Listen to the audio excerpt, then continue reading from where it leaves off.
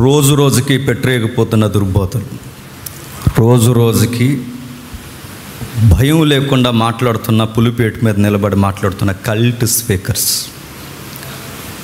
నిజానికి ఇలాంటి విషయాల్లో మనకు ఇన్వాల్వ్ అవ్వడం అంత ఇష్టం లేదు. ఆ వ్యక్తులను చూస్తుంటే జాలేస్తుంది, ఎందుకు వచ్చిందిలే అని.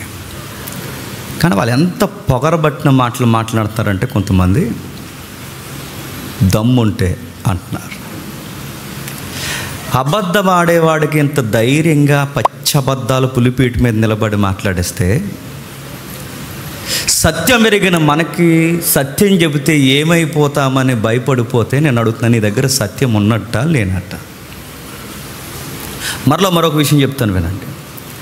మతోన్మాదుల వలన సంఘానికి ఏ ప్రమాదం ఉండదండి. నేను మళ్ళీ చెప్తున్నాను, మతము ఉన్మాదుల వలన సంఘానికి ప్రమాదం. మహా అయితే అలా కొడతారు, మహా అయితే తిడతారు, అమ్మను తిడతారు, నాన్న తిడతారు, భార్యను తిడతారు, పిల్లల్ని తిడతారు, కొడతారు, లేకుండా చేయాలని ప్రయత్నం చేస్తారు. వాళ్ళు కొట్టే కొలది మనలో విశ్వాసం పెరిగిపోతుంది, చంపే కొలది విశ్వాసం పెరుగుతుంది. మతోన్మాదుల వలన ప్రమాదం ఏమీ లేదండి. ఆత్మీయ జీవితానికి కాస్త మెరుగ్గానే ఉంటాం.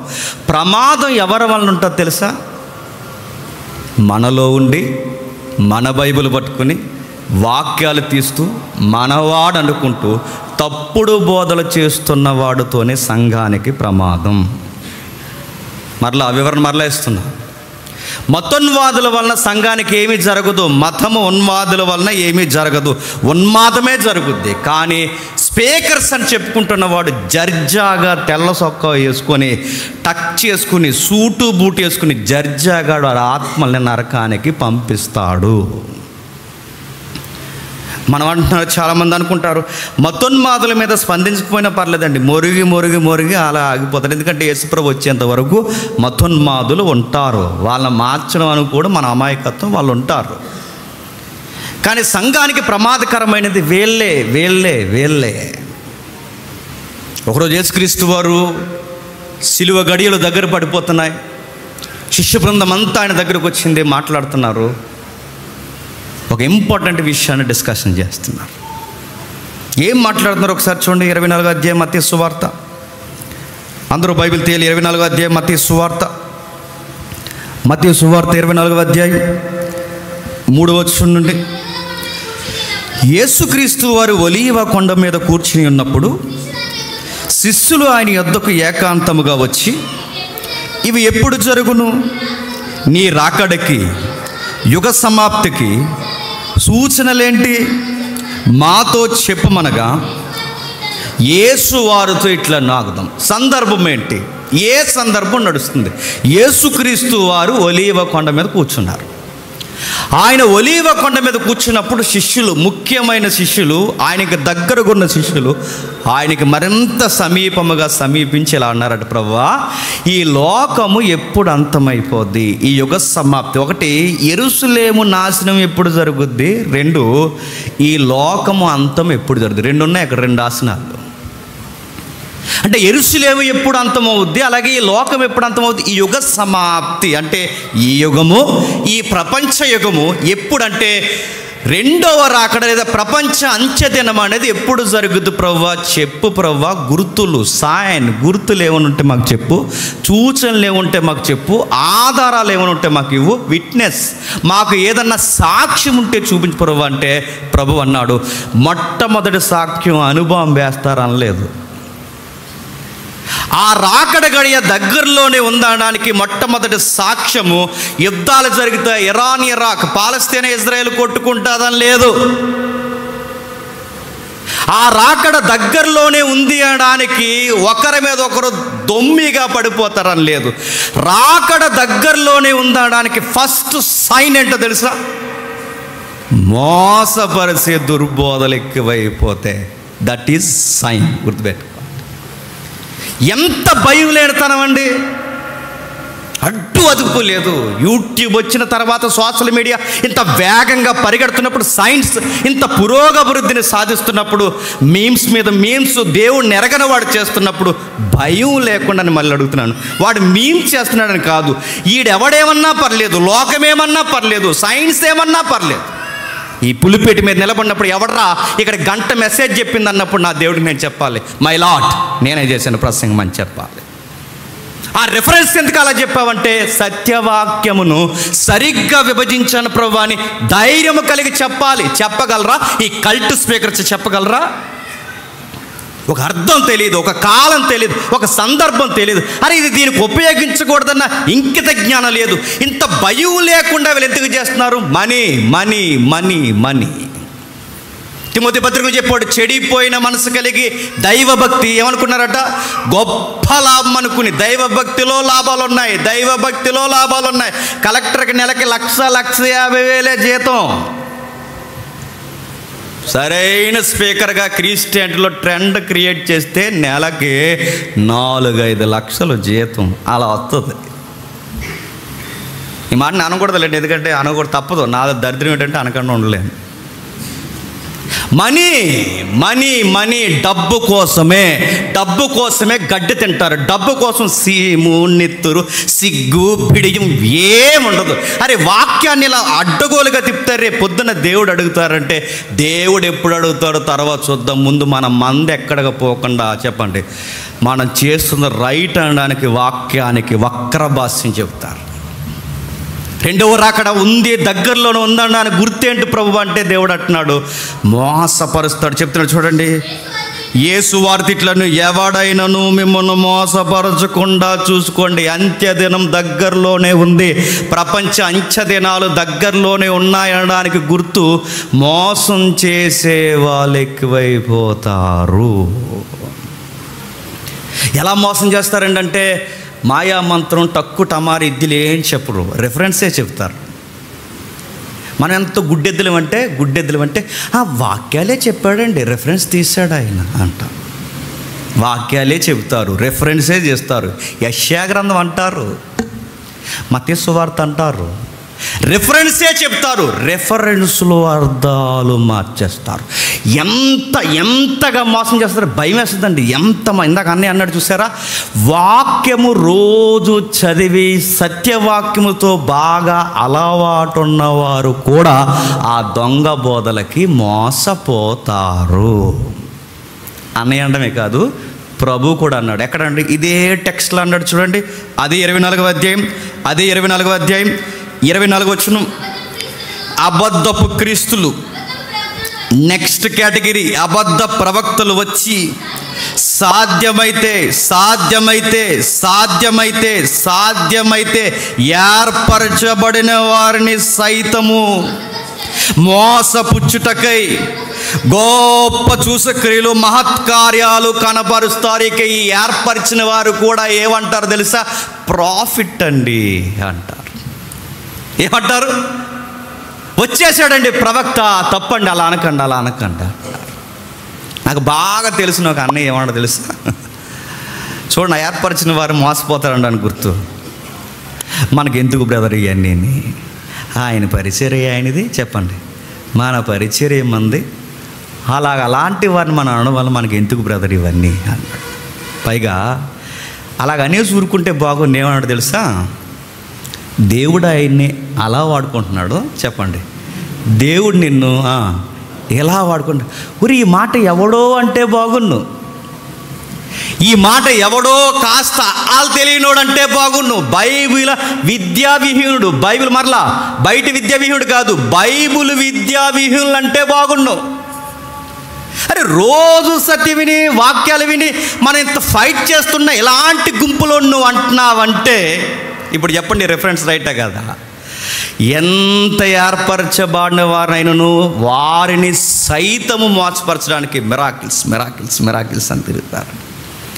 గమనిక, షరతు. మిరాకిల్స్ లేవని నేను అంటలేదండి, మిరాకిల్స్ ఉన్నాయి. చివరికి వెళ్ళే కొద్ది చెప్తాను నేను. అద్భుతాలు జరగవని అంటలేదండి, అద్భుతాలు చేసే దేవుడు, అద్భుతకరుడు మన దేవుడు చేస్తాడు. మిరాకిల్స్ జరుగుతాయి, స్వస్థతలు జరుగుతాయి. కానీ స్వస్థతలు జరుగుతున్నాయో అని సంఘాన్ని నమ్మెత్తనావు చూసావా? మాకు ప్రాబ్లం నీతో. మిరాకిల్స్తో ప్రాబ్లం కాదు, జరుగుతున్న హీలింగ్స్ స్వస్థతలతో ప్రాబ్లం కాదు. ఇవి నేనే చేస్తాను, నా దగ్గర ఉంది బోర్డెట్టి రండోయ్ అని అరటిపళ్ళు అమ్మేస్తున్నావు చూసావా, అది ప్రాబ్లం మాకు. యాపిల్ అమ్మేస్తున్నావు చూసావా, అది ప్రాబ్లం. అంటే మీకు ఎందుకండి అంటే మీకెందుకండి అని అనకూడదు. ఎందుకంటే ఇది సార్వత్రిక సంఘం, ఇది ప్రతి ఒక్కరూ అడిగే బాధ్యత.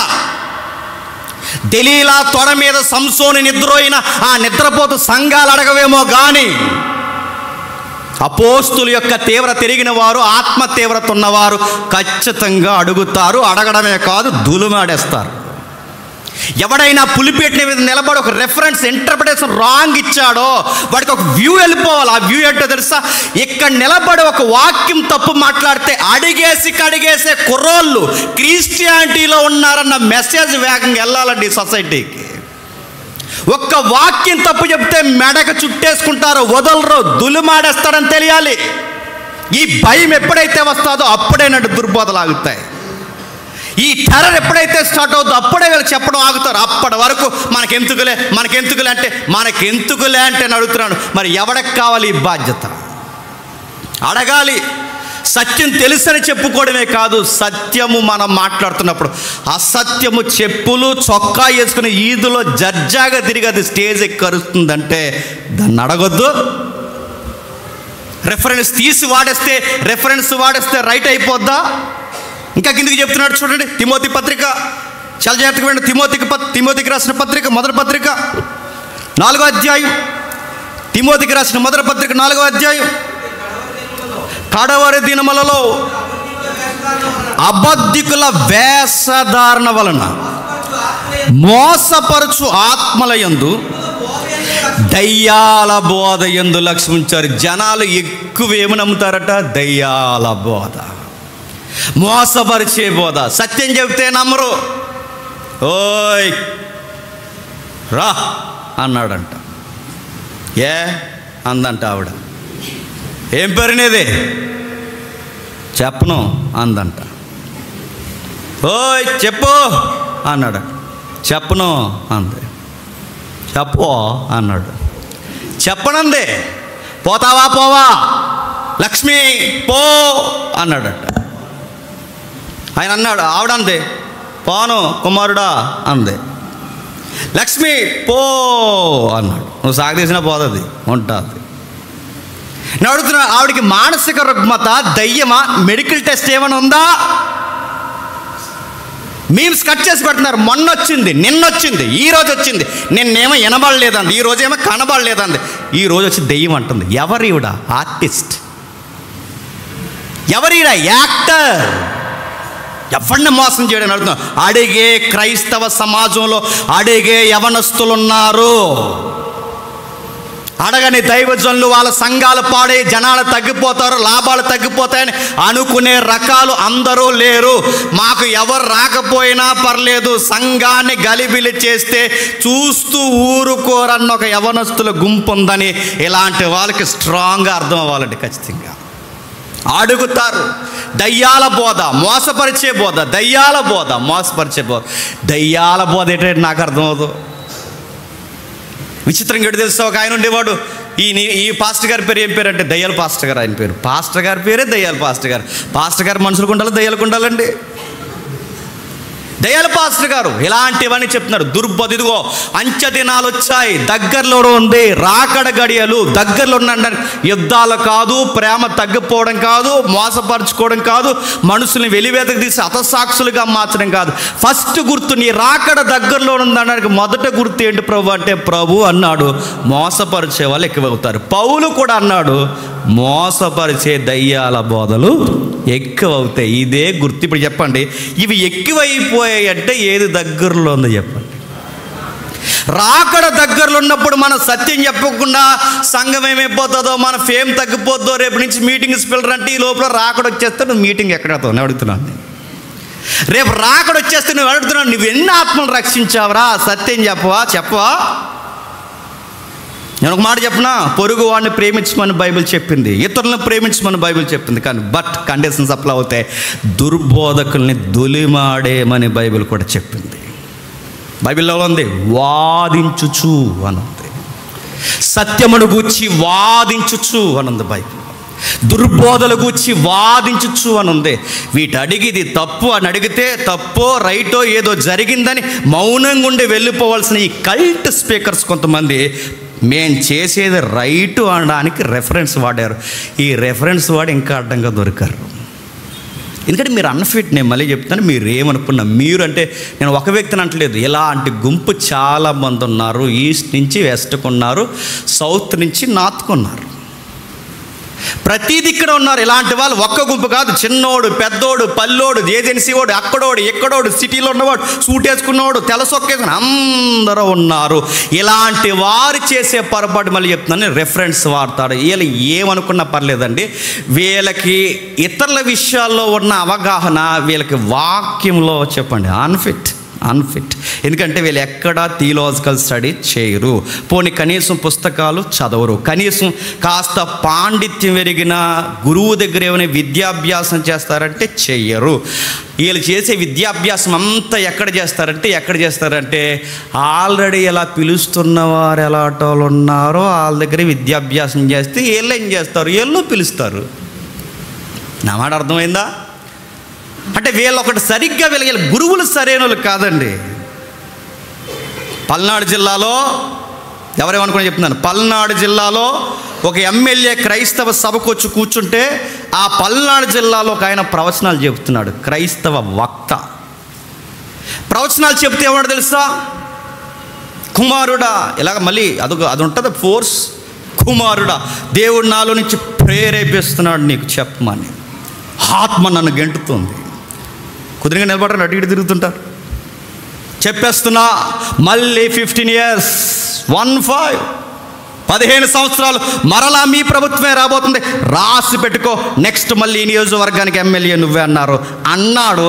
నెల తిరిగింది, ఈఎంఏ కేసులు అంటే ఈవీఎం బాక్సులకు అరెస్ట్లో తీసుకెళ్ళి ఎమ్మెల్యే గారిని లోనేసారు. ప్రభుత్వం పోయింది, ప్యానే తిరుగుతుంది అన్నారు, కరెంటు పోయింది.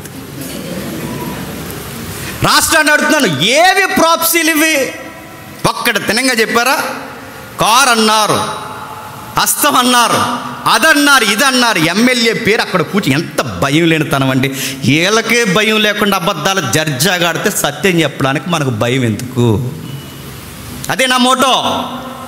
అబద్ధాలు ఆడవాడికే భయం లేనప్పుడు సత్యం చెప్పే మనకెందుకు భయం? జడ్జాకి ఎమ్మెల్యే గారిని కూర్చోబెట్టి ముక్కు మీద ఏలెట్టి మైక్ ఇలా పట్టుకొని జనాలకి మళ్ళీ బ్యాక్ సైడ్ చూపించి ఈయన వైపు మొక్కలో చూసి రాసుకో అంటున్నాడు. ఏటి రాసుకున్నాం, ఈవీఎం బాక్సులు అరెస్ట్ చేసి లోపల వేసారు. ఆయన జరిగిందా? అన్ని అబద్ధాలు. ఇలాంటి అబద్ధాలని ఎలా నమ్ముతున్నారంటే నేను అబ్జర్వ్ చేసింది తెలుసా, వీళ్ళు డాక్టర్లు అవ్వచ్చు, ఇంజనీర్లు అవ్వచ్చు, వినేవాళ్ళండి. చిన్నవాళ్ళు ఏమంటలేదు, డాక్టర్లు అవ్వచ్చు, ఇంజనీర్లు అవ్వచ్చు, పిహెచ్డి క్యాండిడేట్లు అవ్వచ్చు, కానీ బైబిల్ విద్యలో వీళ్ళ విద్యా విహీనులు. వీళ్ళ బయట విద్యలో పిహెచ్డి క్యాండిడేట్లేమో కానీ చెప్పండి, బైబిల్ విద్యలో చెప్పండి, బైబిల్ మహోన్నతుని విద్యలో విద్యా విహీనులు. ఒక రెఫరెన్స్, ఒక ప్రవక్త, ఒక ఉద్దేశం, పరిశుద్ధాత్ముడి సందర్భం ఏమీ తెలియదు కనుక జడ్జాగా ఒక రెఫరెన్స్ అప్లై చేశాడు. ఏమన్నాడు తెలుసా? మనం అడుగుతున్నాం. ఒక ఆయన అన్నాడులేండి, ఒకడనే కాదు చాలామంది ఉన్నారు.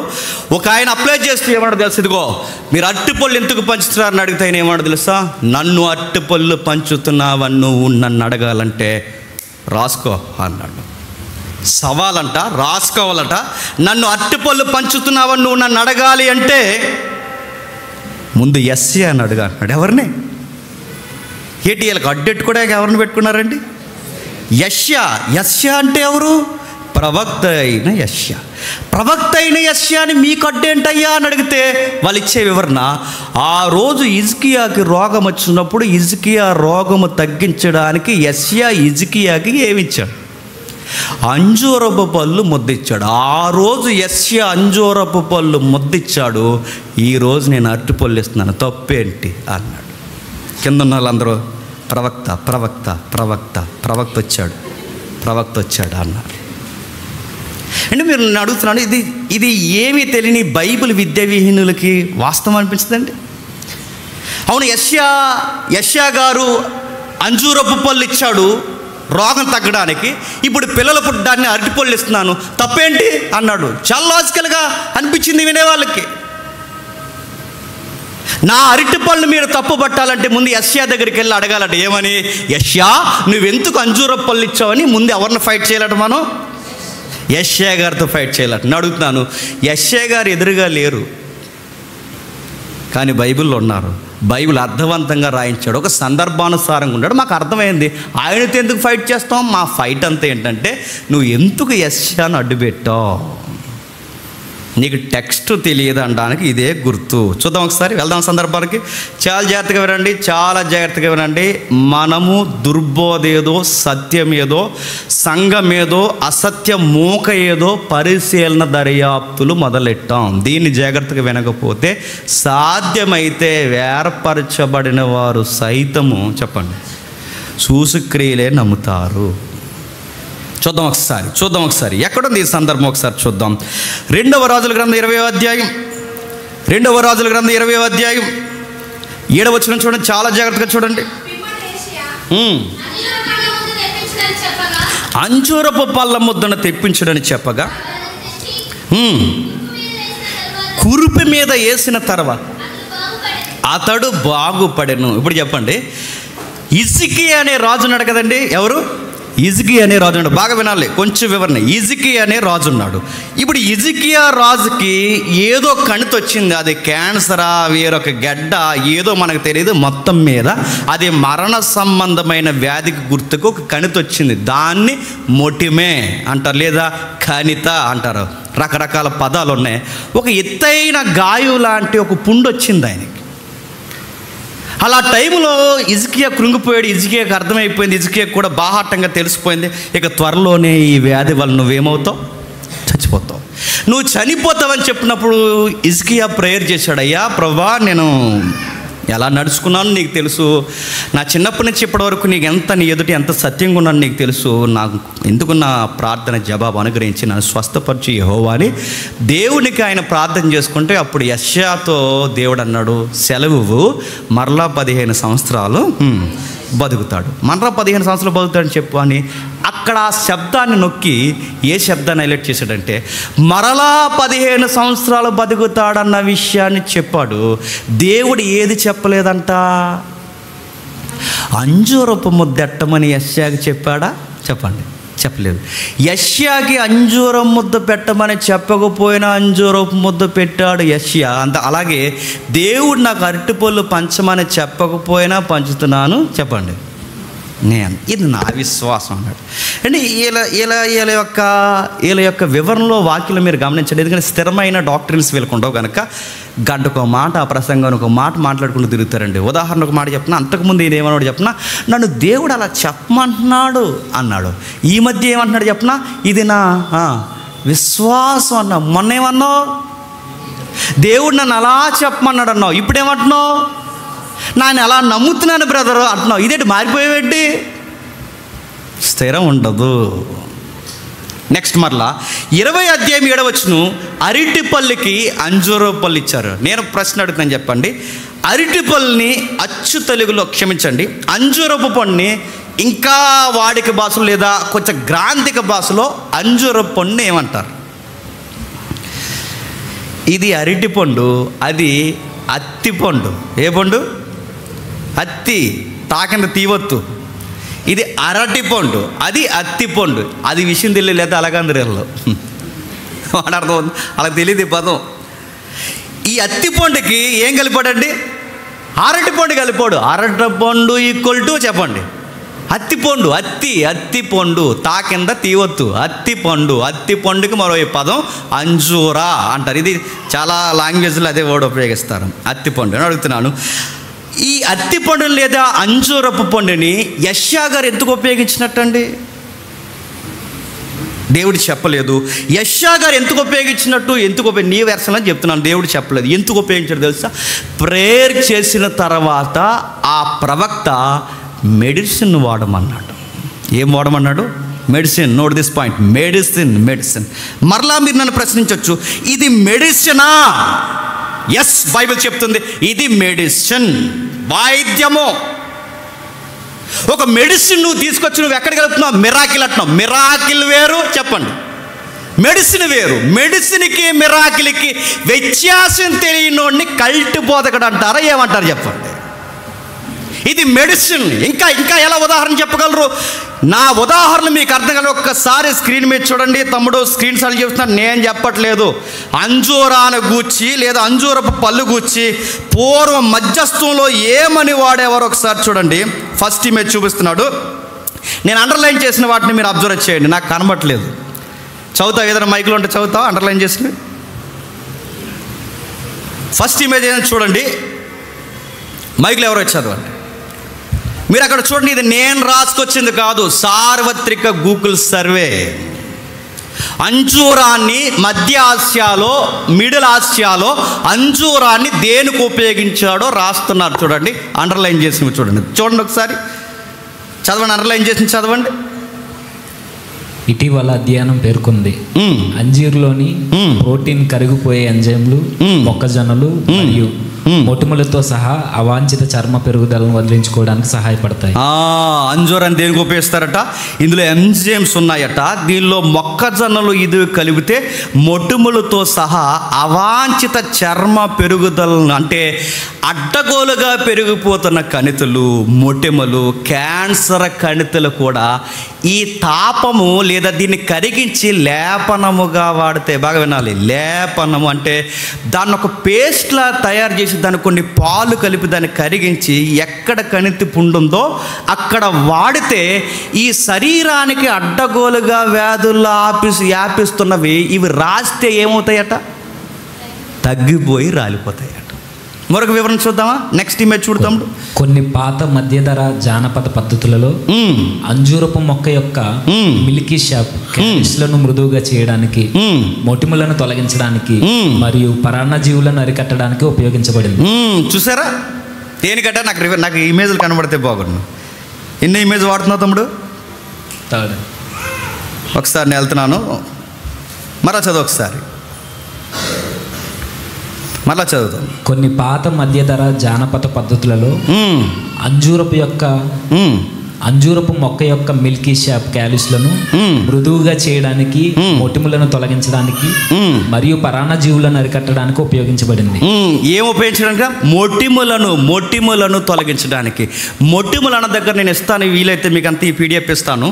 ఇంటికి వెళ్ళిన తర్వాత మీరు గూగుల్లో ఇక్కడ ఈ టెక్స్ట్లో మొటిమలు అంటే దేన్ని వాడుతుంటే, మొటిమలు అంటే క్యాన్సర్ పుండ్లు కానీ వైరల్ పెరుగుదల ఏంటట? క్యాన్సర్ కానీ వైరస్, అయితే వైరస్ పెరుగుదల అంటే పరాన్నజీవులు ఉంటాయి, కొన్ని పరాన్నజీవులు, క్యాన్సర్ కణితులు, కొన్ని భయంకరమైన వైరస్లు ఏవైతున్నావో దాన్ని తగ్గించడానికి మిడిల్ ఆసియాలో మధ్యకాలంలో ఆ టైంలో దేనిని మెడిసిన్గా వాడేవారట? అంజూరపు ముద్దలు మెడిసిన్గా వాడారు.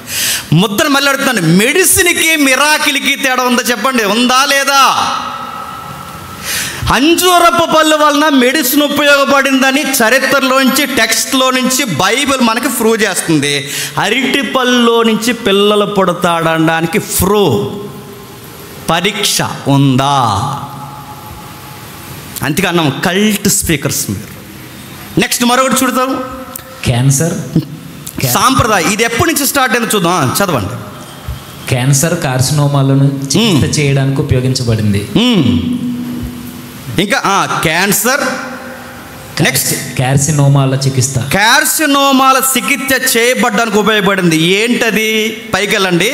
12% తగ్గిస్తుందని కొనుక్కున్నాం. అది అత్తి పండ్లతో, అత్తి అక్కడ చూడండి, అత్తి పండు, అట్టిపండ్లు కాదు అయ్యా, అత్తి అంటే చెప్పండి, అంజూరపు పళ్ళుతో ఏం తగ్గుతుందట చెప్పండి. క్యాన్సర్, నేను రాసుకొచ్చిన మెడికల్ సీట్ కాదు, చెప్పండి. అత్తి పళ్ళుతో అంటే అంజూరపు వైద్యంతో ఏం తగ్గుతుందట?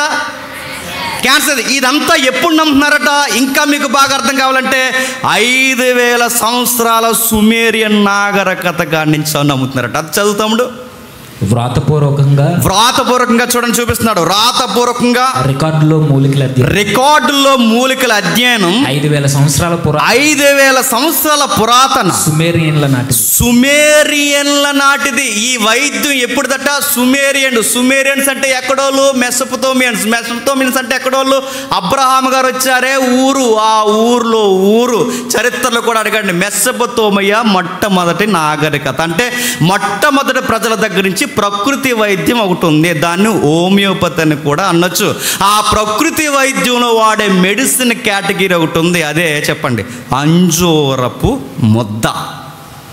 ఇంకా కిందికి చెప్తున్నారు చూడండి, అదే ఇప్పుడు చదివిన దాంట్లోనే పాత నిబంధన ఉంది చూడండి. ఏంటట పాత నిబంధన? ఇక్కడ పాత నిబంధన ఏంటో తెలుసా? ఓల్డ్ టెస్టిమెంట్, మోసెస్ తోరా, దాన్ని బేస్ చేసుకుని వచ్చిన ప్రవక్తల పరంపర పుస్తకాల కూర్పు. ఆ నిబంధనలో ఎక్కువగా ఏది వాడడం గురించి ప్రస్తావించబడిందట? అంజూరపు ముద్దను గూర్చి. ఇంకా ఉన్నాయి సీటీలు, ఇంకా ఉన్నాయి మెడికల్ సీట్లు. చూడండి నెక్స్ట్ చదువుతాం. ఇంకా మనకు అర్థం కావాలంటే హిజ్కియా సంబంధించినవి ఆ రిఫరెన్స్ ఉంది, చదువు. ఔషధ పరంగా పండు సమర్థవంతమైన భేదమందు మరియు టానిక్గా ఉపయోగించబడింది. ఇది అంటువ్యాధులు, కణితులు. మరలా చెప్తున్నాను, కణితలు. హిజ్కియా గారికి వచ్చింది చెప్పండి, కణితే కిందకి లేదా దెబ్బల చికిత్సకు ఫౌల్టీస్ లో కూడా ఉపయోగించబడింది.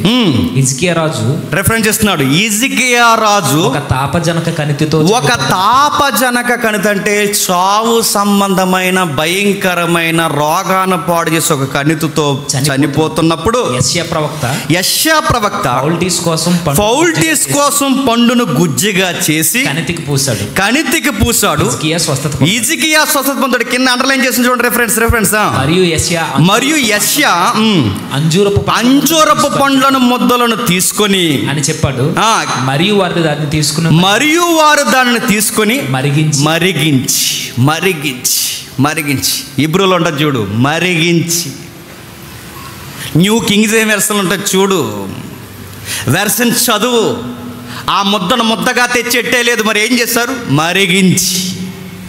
అంటే దాన్ని ఏం చేస్తారు? మిగిలిన వచనాలు ఉంటే లేపనం అంటే దాన్ని ఒక పేస్ట్లా తయారు చేస్తారు, మరిగిస్తారు, దానికి కావాల్సినవన్నీ సమకూరుస్తారు, దాన్ని ఒక వేడి ముద్దగా తెచ్చి ఎక్కడ కణుతుంటే అక్కడ పెడతారు. ఆ రోజుల్లో అదేంటి చెప్పండి? మెడిసిన్, ఔషధం. మెడిసిన్ తీసుకొచ్చి బాగా అంటున్నాను. యెషయా గారేమో మెడిసిన్ వాడాడు, ఈయనేమంటున్నాడు? యెషయా గారు అంజూరపు పళ్ళని మెడిసిన్గా వాడితే అది మెడిసిన్ అన్న సంగతి తెలియక ఈయన అప్లై చేసుకుంటున్నాడు. ఏమనంటే యెషయా గారు అంజూరపు పళ్ళు ఇచ్చారు, నేను అరటిపళ్ళు ఇస్తున్నాను, తప్పేంటి? యెషయా గారిని అడగండి. యెషయా గారిని అడిగా మాకు ఇన్ని రికార్డులు ఇచ్చాడు, నిన్ను అడుగుతున్నాను చెప్పు. మేము యెషయా గారిని అడిగా మాకు ఇన్ని రికార్డ్స్ ఇచ్చాడు, అది మెడిసిన్ నేను వాడని చెప్తాను. అంటే మెడిసిన్స్ వాడారు. మరొక విషయం, క్రైస్తవ్యంలో ఉన్న ఒక జాడ్యం, క్రైస్తవ్యంలో ఉన్న ఒక అపోహ ఏంటో తెలుసా? ప్రార్థన చేయించుకుంటే వైద్యం చేయించుకోరు, వైద్యం చేయించుకుంటే ప్రార్థన. ఇది ఒక అపోహ, ఇది ఒక రుగ్మత, ఇది మానసికమైన మూఢ నమ్మకం. మళ్ళీ చెప్తున్నాను, వైద్యం చేసుకుంటేనేమో మెడిసిన్ వాడరు, మెడిసిన్ వాడితేనేమో వైద్యం చేయించుకోరు. యెషయా ఏం చేశాడు? హిజ్కియాకు ప్రేయర్ చేశాడు, చెప్పండి, మెడిసిన్ ఇచ్చాడు. హిజ్కియాకి ప్రేయర్ చేసి మెడిసిన్ ఇచ్చాడు. అయ్యా దేవుడు నేను స్వస్థపరుస్తున్నాడు, ప్రార్థన చేస్తున్నాడు, దేవుడు స్వస్థపరుస్తాడు, అలాగే అదర్ సైడ్ నేను మెడిసిన్ కూడా వాడుతున్నాను, తీసుకో. దేవుడు వచ్చి ఏం యెషయా మెడిసిన్ ఎందుకు వాడుతున్నావు, విశ్వాసం లేదా అన్నాడా? దేవుడు అగ్రి అయ్యాడు, గుర్తుపెట్టుకోండి. దేవుడు అంగీకరించాడు, మరుగ చేసి మరిగించి దాన్ని వాడారు. ఇంకా ఉన్నాయా? న్యూ ఇంటర్నేషనల్ వెర్షన్ ఏం చెప్తున్నాడు చూడండి. అప్పుడు యెషయా అంజూరపు పండ్ల పిండిని సిద్ధం చేయండి అని చెప్పాడు. అంజూరపు పండ్ల పిండిని సిద్ధం చేయండి అని చెప్పాడు. వారు అలాగు చేసి మరుగుకు పూయడంతో అతడు కోలుకున్నాడు. అప్పుడు యెషయా అంజూరపు పండ్ల నుండి లేపనం అంటే మెడిసిన్ పేస్ట్ తయారు చేసి కిందికి. హిజ్కియా సేవకులు పుండె మీద తైలాన్ని పోసి, కొన్ని అనువాదాలు ఏముందో తెలుసా? బాంబ్ అని ఉంది, జండు బాంబ్ అంటాం చూసారా? ఆ ఓడ ఉపయోగించారండి ఇక్కడ. తలనొప్పి వస్తే జండు బాంబు ఎలా రాసుకుంటాం, ఇలాంటి కణితులు వస్తే అలా బాంబులా రాసుకునే లేపనం ఏదట? అంజూరపు ముద్ద. నేను మళ్ళీ నొక్కి నేను త్వరగా ముగించే ప్రయత్నం చేస్తాను. నేను మళ్ళీ చెప్తున్నాను, మెడిసిన్ వేరు, చెప్పండి, మిరాకిల్ వేరు. మెడిసిన్ వేరు, మిరాకిల్ వేరు. నువ్వేమంటున్నావు? మెడిసిన్ సందర్భాన్ని తీసుకొచ్చి మిరాకిల్కి పెట్టి, మెడిసిన్ అంటే అంజూరపు మెడిసిన్ సందర్భాన్ని తీసుకొచ్చి అరటిపళ్ళుకి పెట్టి, నేను యెషయా ఇచ్చాడు కనుక నేను ఇస్తున్నానంటే యెషయా మెడిసిన్ ఇచ్చాడు, నువ్వు మెడిసిన్. నేను మళ్ళీ చెప్తున్నానండి, ఈ మాట నేను అనొచ్చలేదో, ఒకవేళ బాధ కలిగినట్టు నువ్వు ప్రేయర్ చేసి, అమ్మా ఎవరైతే పిల్లలు లేకున్నారో, ఎవరైతే రోగాలు చెప్తున్నారో నేను ప్రేయర్ చేస్తాను, అలాగే మీ విశ్వాసం కొరకు నేను ప్రార్థిస్తాను, అలాగే ఎవరెవరికి ఏ ఇబ్బందులు ఉన్నాయో మనకు తెలిసిన డాక్టర్ గారు కూడా పక్కన ఉన్నాడు, ఆయన దగ్గరికి వెళ్ళండి, ఆయన మెడిసిన్ కూడా ఇస్తాడు, మెడిసిన్ వాడండి, అలాగే దేవుని యందు కూడా నమ్మకం ఉంచండి అని చెప్పండి. అప్పుడు నువ్వు అప్లై చేసుకో. యెషయా చేసినట్టే నేను చేస్తాను, అప్పుడు అప్లై చేసుకో, బాగుంటుంది. ఎక్కడైనా సైంటిఫిక్గా అరటిపళ్ళు తింటే పీసి ఓడిపోతానుందా? మనకి అంజూరపు పళ్ళు రాస్తే సైంటిఫిక్ ఆధారాలు ఉన్నాయి. ఏమనున్నాయి? అంజూరపు పళ్ళు లేపనాలు ఆ రోజు వాడితే క్యాన్సర్ కణుతులు తగ్గాయని సైన్స్ చెబుతుంది. ఈ సైన్స్ అడుగుతున్నాను, ఈరోజు శాస్త్రం అరటిపళ్ళు ఇస్తే పిల్లలు పుడతారని ఉందా? యెషయా గారికి సైన్స్ సరిపోతుంది, సైన్స్కి మించే యెషయా గారు కనబడుతున్నారు. మనము అరటిపళ్ళకి దానికి గడుపుతున్నాం. అరటిపళ్ళు తింటే, మళ్ళీ చెప్తున్నాను, 4-3 అరటిపళ్ళు తింటే ఫ్రీ మోషన్ అవుద్ది, ఇంకా అంతకుమించి ఏమవుద్ది. నీళ్ళ దగ్గర అలవాటు లేకపోతే నేను మళ్ళీ చెప్తున్నాను, 2-3 అరటిపళ్ళు తిను, ఉదయానికి చక్కగా అవుద్ది. పిల్లల్ని అడుగుతున్నాను, పిల్లలు పుడితే ఇంతకని అడ్డగోలు ఉపయోగాలు ఏంటండి? అడ్డగోలుగా ఉపయోగించడం దారుణం కదండి. ఇంత చెప్పాక ఒక పాయింట్ మళ్ళీ డౌట్ వచ్చేస్తుంది. అంటే ప్రేయర్ చేసుకుని మెడిసిన్ వాడాలంటున్నారు, మెడిసిన్ చేసుకుని ప్రేయర్ చేసుకుంటారు. రెండూ చేయాలంటే రెండూ చేయాలి. ప్రార్థన చేసుకుని మెడిసిన్ వాడకపోయినా, మెడిసిన్ వాడి ప్రార్థన చేయకపోయినా నష్టపోయేది సేవకుడు కాదు, దేవుడు కాదు, నష్టపోయేది రోగి. గుర్తుపెట్టుకోండి. ఎక్కడుంది చూస్తారు ఒకసారి. 2వ దినవృత్తాంతాల గ్రంథం, 2వ దినవృత్తాంతాల గ్రంథం, త్వరగా 2వ దినవృత్తాంతాల గ్రంథం 6వ అధ్యాయం, 2వ దినవృత్తాంతాల గ్రంథం 16వ అధ్యాయం 12వ వచనం చూడండి. ఆసా తన ఏలుబడి యందు 39 సంవత్సరముల పాదములలో జబ్బు పుట్టి తాను బహు బాధపడినను దాని విషయములో అతడు యెహోవా యొద్ద విచారణ చేయక వైద్యులను పట్టుకొని మరలా పాయింట్, మీకు ఏ పెన్ ఉంటే ఆ పెన్నుతో అండర్లైన్ చేయండి. అది రెడ్ పెన్న, ఏ పెన్ ఉంటే ఆ పెన్నుతో. ఇలాంటి వాళ్ళకి మళ్ళీ జీవించండి. ఆశా చేసిన పొరపాటు ఏంటి? ప్రార్థన చేయకుండా ఎవరిని పట్టుకున్నాడట? వైద్యుని పట్టుకు. అంటే ఏం చేసి వైద్యుల దగ్గరికి వెళ్ళాలి చెప్పట? రెఫరెన్స్ చెప్తుంది, ప్రార్థన చేసి వైద్యుల దగ్గరికి వెళ్ళాలి. మనం ఏం చేస్తాం? ప్రార్థన చేసుకుంటే డాక్టర్ దగ్గరికి వెళ్ళాం. డాక్టర్ దగ్గరికి వెళ్తే అందుకే మధ్యలో కత్తిరో దూదే మర్చిపోతారు. ఒక ఉదాహరణ చెప్తాను వినండి. ఈ వైద్యులను నడిపించే పరమ వైద్యుడు యెహోవా రాఫా. గుర్తుపెట్టుకోండి. అంటే ఈ వైద్యులు కూడా సరైన వైద్యం మనకు చేసి ఆ వైద్యం మనకి ఎకటించకూడదంటే ఈ వైద్యులు నడిపించేది ఎవరు? యెహోవా. అంటే ప్రకృతిలో మెడిసిన్ కూడా పెట్టింది ఎవరు? యెహోవా. వైద్య వృత్తిని సహకారిగా మనుషులకు మేలుకరంగా మార్చింది ఎవరు? యెహోవా. అంటే యెషయా గారికి వైద్యం తెలుసు అంటారా అని మీరు నన్ను అడిగితే తెలుసు అనే అంటున్నాను. ఎస్, ఆయనకి తెలుసు. ఎలా తెలుసు? 3 కేటగిరీస్ ఉన్నాయి. ఆయన గురించి వివరణ ఎక్కువైతే మళ్ళీ మన టైం లైన్ వేరే అయిపోద్ది. 3 వివరణలు, 3 లైన్స్ మీరు చూడండి. ఆయనకి మొట్టమొదట లిటరేచర్, సాహిత్యం బాగా తెలుసు ఆయనకి. రెండోది రాజనీతి శాస్త్రం బాగా తెలుసు ఆయనకి. ఇంకేం తెలుసు? రాజనీతి శాస్త్రం. మూడవది వైద్యము కూడా బాగా తెలుసు ఆయనకి. మరలా నేను చెప్తున్నాను, ఆయనకి సాహిత్యం. అందుకే పాత నిబంధన పుస్తకాల్లో యేసుక్రీస్తు వారు కూర్చున్నంత స్పష్టమైన ప్రవచనం యెషయా గ్రంథాన్ని మించి ఎక్కడ కనపడదు. డేరుగా యేసు ప్రభు కళ్ళ ముందే సిలువ వేయబడుతున్నాడంత స్పష్టమైన సాహిత్యం ఇచ్చాడు ఎవరు చెప్పండి? యెషయా. మంచి రైటర్ అండి ఆయన. అందుకే ఆయన రాసిన పుస్తకం మినీ బైబిల్ అంటారు. ఇంకా ఆయనకి ఏ పాండిత్యం ఉంది? రాజనీతి తెలుసు. అంటే రాజరికపు చట్టాలు తెలుసు, ఎందుకంటే ఆ దర్బార్లో పనిచేశాడు. కొన్ని వెర్షన్లో పండితులు చెప్తారు ఆయన బహుశా రాజుల కుటుంబానికి దగ్గరోడని కూడా అంటారు. ఆయనకి రాజనీతి శాస్త్రం తెలుసు. అంటే రాజనీతి శాస్త్రం లా తెలుసు, నెక్స్ట్ సాహిత్యం తెలుసు, నెక్స్ట్ వైద్యం తెలుసు. ఆయనకి వైద్యం తెలుసు గనకే, ఆ వైద్యం మీద అవగాహన ఉంది గనకే ఆ హిజ్కియాకి ఆ ప్రాబ్లం వచ్చిన వెంటనే ఏం వాడుతున్నాడండి? బ్రదర్ ప్రేయర్ చేస్తున్నాం, అలాగే మెడిసిన్ కూడా వాడండి, దేవుడు మిమ్మల్ని స్వస్థపరచును గాక. మెడిసిన్ వేరు, మిరాకిల్ వేరు. ఇంకా మీకు అర్థం కావాలంటే ఈ పదాలు ఈయన చాలా దిక్కున ఉపయోగించాడు. చూస్తారు ఒకసారి. యెషయా గ్రంథం చూడండి ఒకసారి. యెషయా గ్రంథం మొదటి అధ్యాయం 6వ వచనం. అరికాలు మొదలుకొని తల వరకు ఎక్కడ చూసినా గాయాలు, దెబ్బలు, పచ్చిపుండ్లు, అవి పిండబడలేదు, మెత్తన చేయబడలేదు. అసలు చదవడం మానేశారు. చదవండి. తైలముతో మెత్తన చేయబడలేదు. ఏంటట? నడినెత్తి మొదలుకొని అరికాల వరకు మనుషులకి ఏమున్నాయట? పుల్లు. ఏం పుల్లు? అవి క్యాన్సర్ పుల్లా, లేకపోతే ఏమైనా ఎలర్జీకి వచ్చినవా, ఏం వచ్చినాయో తెలియదు. దేహం మీద ఏదన్నా కణితి పుండే ఏదన్నా కనబడితే యెషయా గారి యొక్క ఫస్ట్ ఎయిడ్ అంటే ప్రథమ చికిత్స ఏంటో తెలుసా? మొత్తం క్లీన్ చేసి చెప్పండి. ఏదైతే ఆయిల్ ఉందో ఆ రోజుల్లో ఆలివ్ ఆయిల్ ఇంకా లేపరసం అని ఉంటుందండి, ఆ రసం ఇంకా ఆయిల్. కానీ ఈ ఆయిల్ సేవ్ అవుతున్నవా ఆయిల్ రాసి అంటే ప్రథమ చికిత్సగా పుండిని ఏం చేస్తాడట? తైలముతో చెప్పండి మెత్తన చేసి, అంటే పుండంతా క్లీన్ చేస్తాడు, తైలం చేత మెత్తగా చేస్తాడు. దగ్గరకుంటే ఒక అంజూరపు ముద్ద దాని మీద వేస్తాడు. ఆయనకి వైద్యము తెలుసు. వైద్యము తెలుసు కనుక ఆ పదాలు వాడుతున్నాడు. ఒక పుండిని ఎలా క్లీన్ చేయాలో చెబుతున్నాడు చూడండి.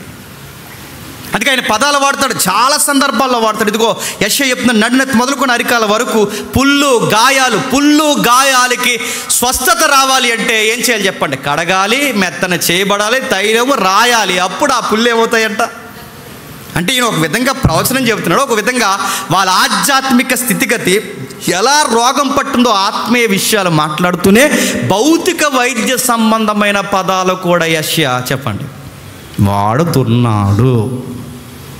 ఇంకా ఏమున్నాయండి బైబిల్లో? ఇంకా ఉన్నాయంటే ఉన్నాయి చూడండి. ఇర్మియా గ్రంథం 8వ అధ్యాయం. ఇర్మియా గ్రంథం ముందు మరొక వచనం చూద్దాం. కీర్తన గ్రంథం 104వ అధ్యాయం. కీర్తన గ్రంథం 104వ అధ్యాయం. కీర్తన గ్రంథం 104వ అధ్యాయం. త్వరగా ముగించుకుందాం. 104వ అధ్యాయం. కీర్తన గ్రంథం 104వ అధ్యాయం 14వ వచనం చూడండి. పశువులకు గడ్డిని, నరుల ఉపయోగానికి కూర మొక్కలు ఆయన మొలిపించుచున్నాడు. అందుమూలముగా భూమిలో నుండి ఆహారము, నరుల హృదయమును సంతోషపెట్టు ద్రాక్షరసము, వారు ముఖములకు మెరుగునిచ్చు తైలము, నరుల హృదయమును బలపరచు ఆహారమును ఆయనే పుట్టిస్తున్నాడు. ఈ వచనంలో ఒక కేటగిరీ తీసుకురండి. అంజూరపు చెట్టును మొలిపించింది ఎవరు? అంజూరపు పండులో మెడిసిన్గా అంటే వైద్య వృత్తికి అనుకూలంగా దాన్ని అలా తయారు చేసింది ఎవరు? దేవుడు. అంటే మెడిసిన్ వాడడం తప్పు కదంటే తప్పు కాదు. ఆశా చేసిన పొరపాటు అని చెప్పండి. వైద్యుల దగ్గరికి వెళ్ళాడట చెప్పండి, ప్రార్థన చేయడం మానేశాడు. మనం చేసే పొరపాటు ఏంటి చెప్పండి? వైద్యుల దగ్గరికి వెళ్తాం, ప్రార్థన చేయడం మానేస్తాం. పెద్ద హాస్పిటల్ అని చెప్తారు, హాస్పిటల్ దగ్గర పోతాం, పెద్ద డాక్టర్ గారు అని చెప్తారు. పెద్ద కత్తెట్టుకుని వచ్చేస్తారు మన దగ్గరికి. ఆయన వచ్చేసి అడుగుతున్నా, ఆ పెద్ద డాక్టర్ గారు మనకు వైద్యం చేస్తారు. అప్పుడు పెద్ద డాక్టర్ గారు పెద్ద మాటే అంటారు. ఏమంటారు తెలుసా? మేము చేయాల్సిన ప్రయత్నాలు మేము చేస్తాం, మీ ఇష్ట దైవాన్ని మీరు ప్రార్థించుకుంటాను. కానీ పెద్ద మాట అది. ఆయన చి అని ఆ మాట మనకు అనకముందే చెప్పండి, ఆ డాక్టర్ దగ్గరికి వెళ్ళకముందే, ఆ వైద్యం దగ్గరికి వెళ్ళకముందే మనం ఏం చేసుకుని వెళ్ళాలి చెప్పండి? అది పాయింట్. ప్రేయర్ ఉండాలి చెప్పండి, మెడిసిన్ ఉండాలి, ప్రార్థన ఉండాలి. ప్రార్థన ద్వారా వైద్యము కూడా జరగాలి. అందుకే ఈ అంజూరపు మొక్కైనా, బలం ఇచ్చే మొక్కమైనా, తైలం ఇచ్చే మొక్కైనా, ద్రాక్షరసమైన, ముఖానికి మెరుగునిచ్చే ఏ ఆయిల్స్ అయినా ఈ నేచర్లో ఇచ్చింది ఎవరు? దేవుడు ఇచ్చినంటే దాన్ని వాడుకోవడం మనకి రావాలి. కొన్ని వ్యాధులకి ఇంకా కనిపెడుతున్నారు. చాలా కాలం క్రితం మీరు గమనించారు లేదో, పాత మొబైల్స్ ఉండేవి, నౌకియా చిన్న మొబైల్స్ ఉండేవి, గుర్తుందా? శాంసంగ్ నౌకియా మొబైల్స్ ఉండేవి. దానికి ఛార్జింగ్ అయిపోతే రాగా కడితే ఛార్జింగ్ వచ్చేసేదంటే, రాగాకు నిజమాబద్ధం అని నేను పెట్టాను, వెంటనే వచ్చింది బ్యాటరీ. అరే ఇంకా ఈ నేచర్లో ఏది ఎలా ఉందో ఇంకా పూర్తిగా మనకి చెప్పండి తెలియదు. కొంతమంది అంటారు చేపల కూర పెరుగన్నం తినకండి అన్నారు. మళ్ళీ ఈ మధ్య అంటున్నారు తినండి మంచిదే అంటున్నారు. క్లారిటీ లేదా? ఏది చెప్పరా? ఒకవేళ చేపలు పెరుగు ఎక్కడ తినకూడదంటే ఆ మధ్యధరా సముద్రం పైన చేపల్లో అలా తినకూడదట, మనం అందరం తినేయచ్చట. ఏం పరిశోధనలు అంటే గంటకు ఒక మాట, పూటకు ఒక మాట. అంటే నేచర్లో ఇంకా మనకు తెలియని స్వస్థత కార్యక్రమాలు ఉన్నాయి. ఇది దేవుడు పరోక్షంగా ఇస్తున్న స్వస్థత కాదా? ఇంకా చూడండి, ఇంకా రిఫరెన్స్ ఉన్నాయి. ఇర్మియా గ్రంథం ఈ రిఫరెన్స్ అని చాలా ఇంపార్టెంట్. ఇర్మియా గ్రంథం 8వ అధ్యాయం, త్వరగా ముగించుకుందాం. ఇర్మియా గ్రంథం 8వ అధ్యాయం 22వ వచనం చూడండి. ఇర్మియా గ్రంథం 8వ అధ్యాయం 22వ వచనం. గిలాదులో గుగ్గులం ఏమీ లేదా?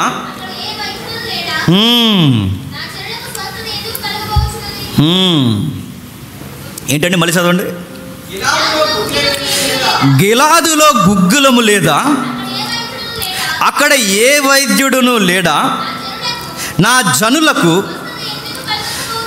స్వస్థత ఎందుకు కలగకపోవచ్చున్నది అంటే ఏమని అడుగుతున్నాడండి? గిలాదులో గుగ్గులం లేదు. ఎంత గొప్ప చూస్తున్నా, బాంబు, జండు బాంబు అంటాం చూసారు. గుగ్గులం అంటే ఆ రోజుల్లో అదొక జండు బాంబు, ఆ రోజుల్లో మెడిసిన్ అది. ఆ రోజుల్లో అడుగుతున్నాడు గిలాదులో గుగ్గులు అంటే గిలాదులో ఫేమస్ మెడిసిన్ దొరుకుతుందట. దాని పేరేంటి చెప్పండి? గుగ్గులం.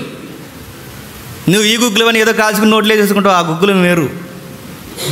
గుగ్గులం ఆ రోజు వాళ్ళకున్న మెడిసిన్ అది. ఇప్పుడు ఇంకా అడ్వాన్స్ మెడిసిన్ వచ్చింది.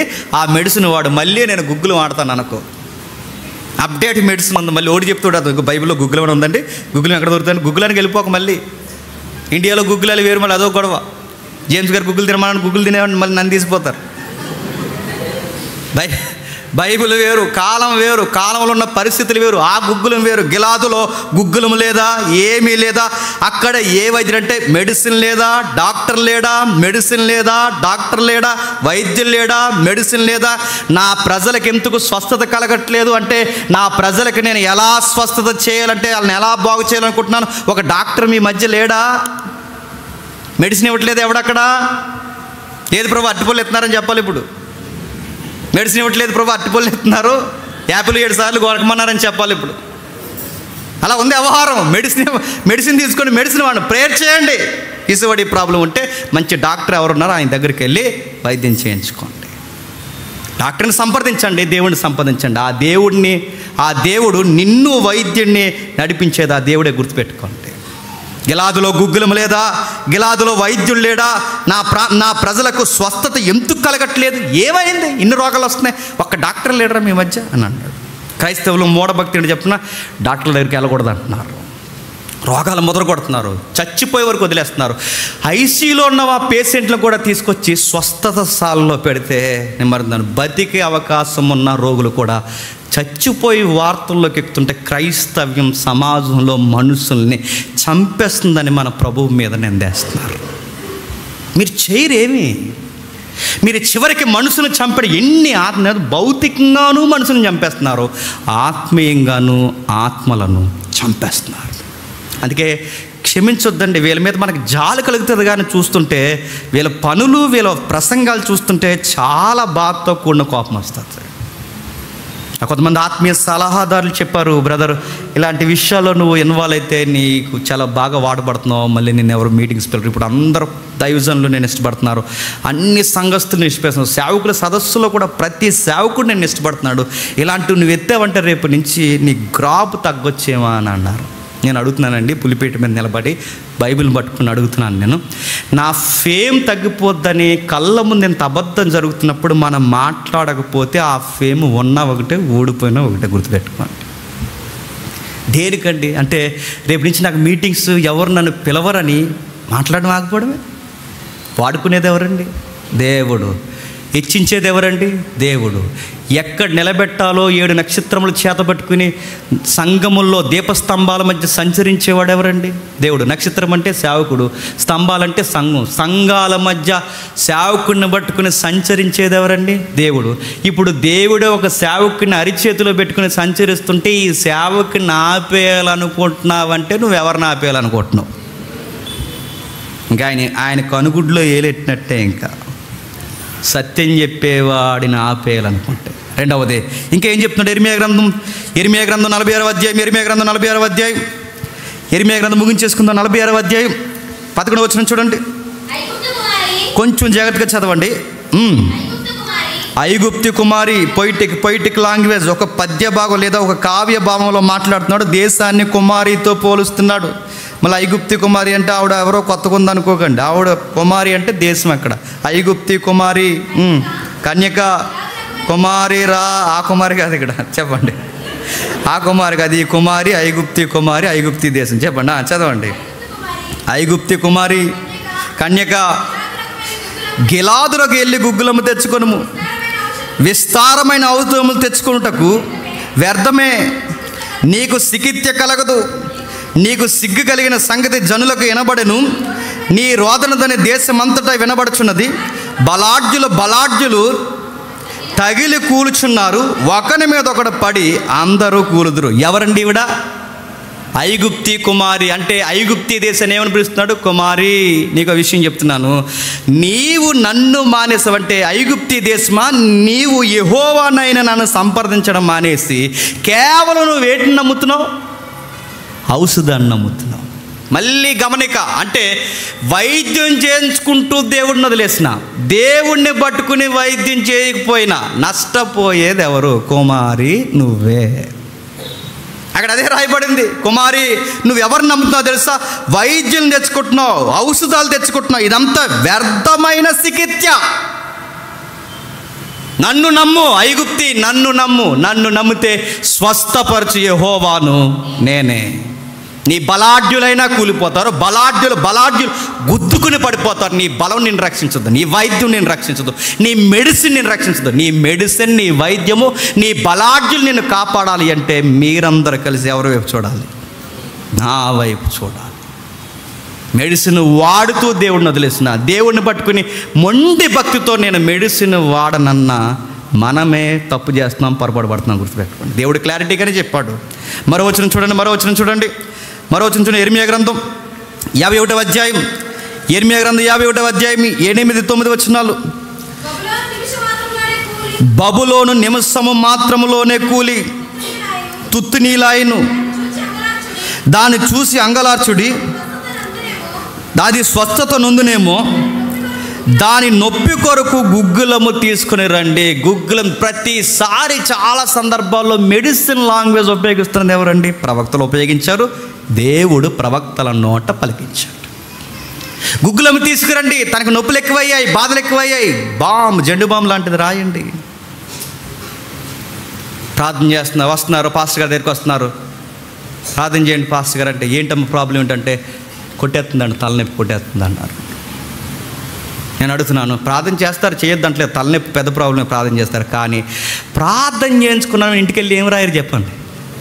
ఒక మెడిసిన్ వాటర్, ఒక జెండు బాం రాయరు. ఇంటికి వచ్చేవాడు చెప్పిన, అభిషేకం పొందిన పాస్టర్ గారు ప్రార్థన చేస్తారు, ఇంకా మాకు బాంబు అవసరం లేదన్నారట. ఇదేంటంటే నేను అడుగుతున్నాను, తనకు నొప్పి ఉంది, మందు రాసుకోమని చెప్పండి. ఆ మందు రాసుకున్నప్పుడు అది పని చేయాలని నా వైపు చూడమని చెప్పండి. దేవుడు ఎంత క్లారిటీగా మాట్లాడుతున్నాడండి.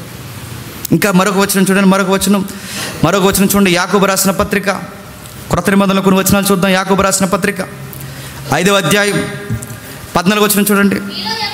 మీలో ఎవడైనను అతడు సంఘపు పెద్దలను పిలిపింపవలెను, వారు ప్రభువు నామమున అతనికి నూనె రాసి చెప్పండి, ప్రార్థన చేసి, నూనె రాసి ప్రార్థన చేసి. బాగా వినాలి. నూనె అంటే అక్కడ ఏంటి? మళ్ళీ దాని మీద పెద్ద డిబేట్లు. నూనె అంటే ఏ నూనె తెలుసా? కొబ్బరి నూనె కాదన్నాడు ఒకడు. నూనె అంటే ఏ నూనె తెలుసా? అది వేరే నూనె. ఆ నూనె దమ్ముంటే రా తెలుసుకుందాం. ఏ నూనె అనుకుంటున్నావు? ఈ నూనె రాస్తున్నావు. ఇదో పెద్ద డిబేట్. అక్కడ నూనె అంటే ఆ నూనె ఈ నూనె కాదు. అసలు విషయం ఏంటి తెలుసా? ఆ నూనె ఈ నూనె కాదు. అది ఒక మెడిసిన్. ఆ రోజుల్లో మెడిసిన్ అదంటే, ఆ రోజుల్లో ఆలివ్ ఆయిల్ అంటే వాళ్ళ వాడుతున్న ఆలివ్ ఆయిల్ ఏదైతే ఉందో అది మెడిసిన్. ఒక రోగి ఇంట్లో ఉండి బాధపడుతుంటే ఆ రోగి దగ్గరికి వెళ్ళి కేవలం ప్రార్థన చేసి చెక్కండి. ప్రార్థన చేసే ముందు చెప్పండి, వైద్యం అంటే ఎంతో కొంత ప్రథమ చికిత్స చేసి మిగిలిన భారం ఎవరి మీద వేయాలి? అదే డాక్టర్ గారు చెప్తారు. మేము చేయాల్సిన ప్రయత్నాలు మేము చేస్తున్నాం, చెప్పండి, మిగిలిన భారం మీరు అని. మనకు సిగ్గు రావాలని కరెక్ట్గా మంచం మీద చెప్పిస్తాడు దేవుడు డాక్టర్ గారితో. మనకి చెప్పు, ఆ బిడ్డకి ఇప్పటికి అర్థమవుతుంది, చెప్పు అని. అప్పుడు చెప్తాడు డాక్టర్ గారు, ప్రార్థన చేసుకోండి అని. డాక్టర్లు కూడా అప్పుడు చెప్తారు, ఏమని తెలుసా? మా ఎక్స్పీరియన్స్లో ఇది ఒక మిరాకిల్ కేసు అంటారు. ఏంటి? మీరే కదా సార్ కట్ చేస్తారు, మీరే కదా సార్ కుట్లేస్తారు, మీరే కదా సార్ అన్నీ చేస్తారు, ఇది మిరాకిల్ అంటున్నారు ఏంటంటే, ఆయనే కట్ చేసినా, ఆయనే వైద్యం చేసినా ఆయనకు కూడా అది మిరాకిల్. గుర్తుపెట్టుకో. ఆయనకు కూడా మిరాకిల్ అది, అద్భుతం. దేవుడు, మీ గొప్ప దేవుడు మీ ప్రార్థన విన్నాడు, ఈ వైద్యము ఫలభరితంగా మార్చాడు అంటాడు ఆయన. దేవుడు ఎంత బాహాటంగా మనకు చెప్తుంటే ఎందుకు అర్థం అవ్వట్లేదండి? చెప్తున్నాడు, పెద్దలారు ఎవరైనా వెళ్ళినప్పుడు ముందు కేవలం ప్రార్థన చేసి సొక్కా నలకండి ఇంటికి వచ్చేకండి. కాస్త వాళ్ళకి మెడిసిన్ అవసరమో, వైద్యం అవసరం, లేవలేకపోతున్నారో, పుళ్ళు ఉన్నాయో, ఉన్నాయో, కణితులు ఉన్నాయో, వాటికి ఎంతో కొంత ప్రథమ చికిత్స చేసి వాళ్ళకి కావాల్సిన వైద్యం జరిగించి అప్పుడు ప్రార్థన చేయండి. దేవుడు ఆ రెండింటిని ఫలభరితంగా దీవెనకరంగా మారుస్తాడు. మరో వచనం చూడండి. తిమోతికి రాసిన మొదటి పత్రిక 5వ అధ్యాయం 23వ వచనం. తిమోతికి రాసిన మొదటి పత్రిక 5వ అధ్యాయం 23వ వచనం.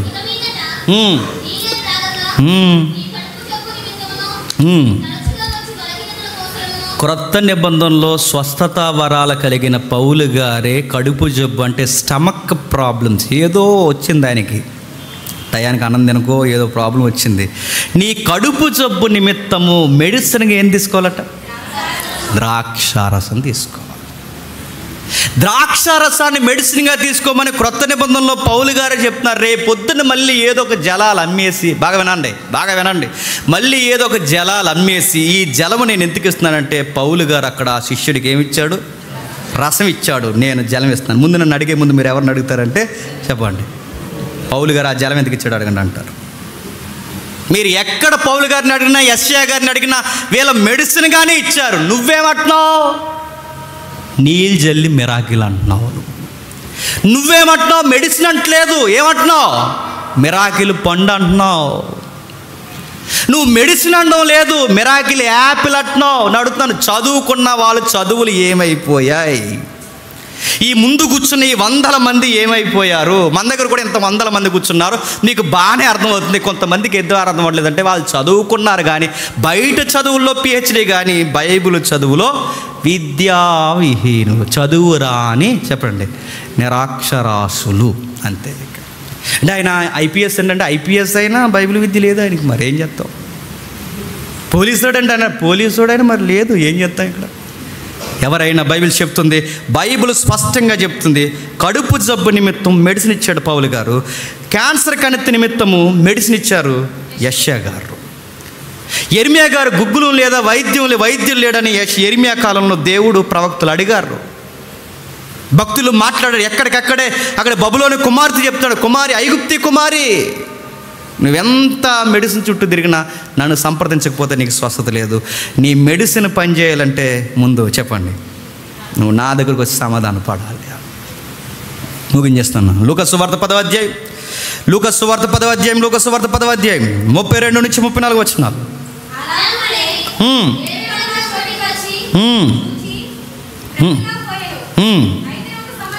అయితే ఒక సమరయుడు ప్రయాణమైపోవచ్చు అతని పరుండ చోటుకి వచ్చి అతన్ని చూసి అతని మీద జాలిపడి నూనెయు, పదాలు గమనించండి, నూనెయు ద్రాక్షారసము అతని గాయములను కట్టి, గాయాలకి ఏం వాడుతున్నారండి చెప్పాలి, మళ్ళీ చదవండి. మెడికల్ సీటు డాక్టర్ గారు రాశారు, అది ఆ డాక్టర్ గారి పేరు చెప్పండి. లోకా డాక్టర్ గారు రాశారు. ఎంత క్లియర్ కట్గా కేస్ స్టడీ రాస్తున్నాడు చూడండి. 10వ అధ్యాయం 34 వచనం నుంచి, అతన్ని చూసి అతని మీద జాలిపడి దగ్గరకు పోయి నూనెయు ద్రాక్షారసము పోసి అతని గాయములను కట్టి తన వాహనం మీద ఎక్కించుకొని పూటకూని వాని ఇంటికి తీసుకొని పోయి అతన్ని ఎంత బాగా చూడాలో డబ్బులు ఇచ్చి కాస్త ఈ వైద్యం చేస్తూ ఉండండి అని చెప్పారట. దేవుడు ఎవరిని మెచ్చుకున్నాడు చెప్పండి? వైద్యం చేయించుకున్నాడు మెచ్చుకున్నాడు. దేవుడు ఎవరిని మెచ్చుకోడు చెప్పిన? అరటిపండు తెచ్చుకున్నాను ప్రభు అన్నాడు మెచ్చుకోడు. గుర్తుపెట్టుకోండి. యాపిల్ తీసుకున్నాను, ఎందుకంటే ఇంత ఎటకారంగా ఎందుకు అనాల్సి వస్తుందంటే ఆ ఎటకారమైన గుర్తుంటుందని, మళ్ళీ వాటి జోలికి పోకూడదండి. రసం ఇచ్చాడు, ద్రాక్షరసాన్ని మెడిసిన్గా వాడాడు, నెక్స్ట్ నూనెని మెడిసిన్గా వాడాడు. అక్కడ దెబ్బల పాలైపోయిన వారిని ఆ సమరయుడు వైద్యం, అక్కడికక్కడే వైద్యం, తెలిసిన వైద్యం. అంటే ఇన్ని వచనాలు చూస్తుంటే మీకు ఏమర్థమవుతుందండి? ఆ మొదటి శతాబ్దపు కాలం వరకు, క్రీస్తు పూర్వం కాలం నుండి మొదటి శతాబ్దపు కాలం వరకు భక్తులందరికీ ఎంతో కొంత వైద్యం మీద అవగాహన ఉంది. అది మనకు అర్థమవుతుంది. వాళ్ళ వైద్యాలు కూడా చేయించుకున్నారు, దేవునికి ప్రార్థన చేస్తూనే వైద్యం కూడా చేయించుకున్నారు. ఇది మనకు క్లియర్గా అర్థమవుతుంది. నేను బలమైన ప్రార్థన చేసుకున్నాను, ఇంకా నాకు స్టమక్ ప్రాబ్లం వచ్చినా నేను మెడిసిన్ వేసుకోండి అంటే, నేను మళ్ళీ చెప్తున్నాను, నువ్వు దేవుడినే ఎరకాటంలో పెడుతున్నావు. ఇందాక ఇందాక అన్న చెప్పాడుగా, దేవుడికే పరీక్ష పెట్టింది, దూకే నువ్వు దేవుడి కుమారుడు అయితే దూకే అంటది. ఇప్పుడు ఈరోజు ఏమంటుంది, నువ్వు విశ్వాసం ఉంటే నమ్ము, మెడిసిన్ వేసుకోకు అంటది. అది వచ్చి చివరికి నీకు మెడిసిన్ వల్ల వైద్యం జరగకపోతే, చివరికి ఏదైనా నష్టం జరిగితే మళ్ళీ ఆ నింద ఎవరికి? దేవుడికి. ఇంకా వచనాలను చూడండి, త్వరగా ముగించేద్దాం. యెహెజ్కేలు గ్రంథం 47వ అధ్యాయం. యెహెజ్కేలు గ్రంథం ఒక ప్రవచనాన్ని ఆత్మీయ అర్థాలతో భౌతిక పదాలు ఉపయోగించి కావాల్సిన ఒక పదం వాడాడు చూడండి. యెహెజ్కేలు గ్రంథం 47వ అధ్యాయం 12వ వచనం. నదీ తీరమున ఇరుపక్కల ఆహారమిచ్చు సకల జాతి వృక్షములు పెరుగును, వాటి ఆకులు వాడిపోవు, వాటి కాయలు ఎప్పటికీ రాలవు.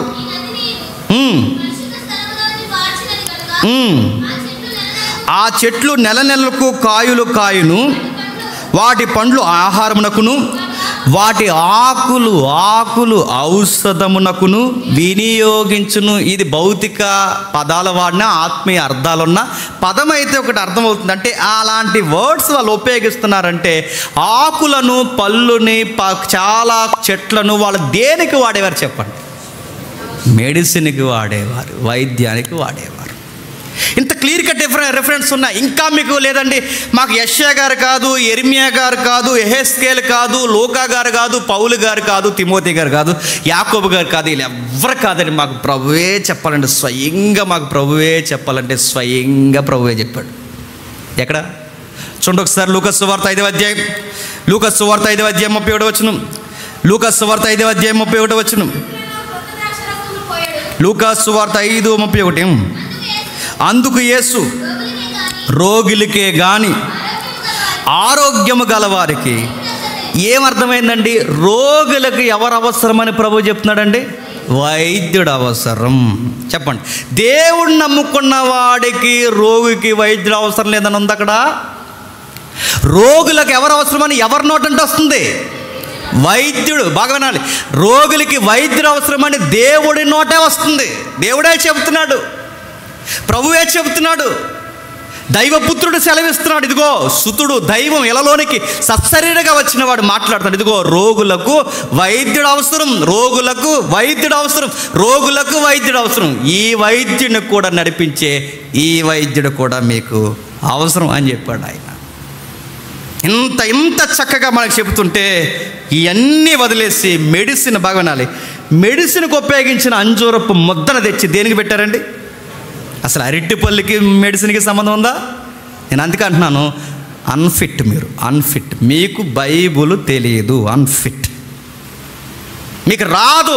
మీరు ఎక్కడెక్కడో పోయి ఎవరెవరినో వాతలు వేసుకుని వాళ్ళకిలా చేస్తే జనాలు వస్తారనుకుని, జనాలు ఇలాంటి ప్రసంగాలు విని మారిపోయి మానేస్తున్నారేమో అనుకుని కవర్ చేసుకోవడానికి రెఫరెన్స్ ఉపయోగించారు, కనుక ఇంకా అడ్డంగా దొరికేశారు మీరు. నన్ను అడిగితే ఉత్తమ సలహా ఏంటి చెప్పనా? ఎవరికి రిప్లైలు ఇవ్వకండి, చేసుకుంటూ పోండి అంతే. మీరు రిప్లైలు ఇచ్చారో, రెఫరెన్స్లు వాడారో ఇంకా దొరుకుతారు. కొన్ని విషయాలనే నేను కావాలని మాట్లాడలేదు, ఆ సమయం వచ్చినప్పుడు ఉపయోగిద్దామని. ఆ రెఫరెన్స్ కూడా బండగోలు వక్ర భాష్యం మీరు చెప్పారు. మీరు పైపచ్చికి వీళ్ళు ఏమంటారో తెలుసా? వీళ్ళు యూట్యూబ్లో యూస్ కోసం మన పేర్లు పెట్టుకుంటున్నారు. అంటే యూట్యూబ్లో యూస్ కోసం పేర్లు పెట్టుకుంటారా? నేను అడుగుతున్నాను. ఈ మాట నేను అనొచ్చలేదు కానీ తప్పదు అంటున్నాను.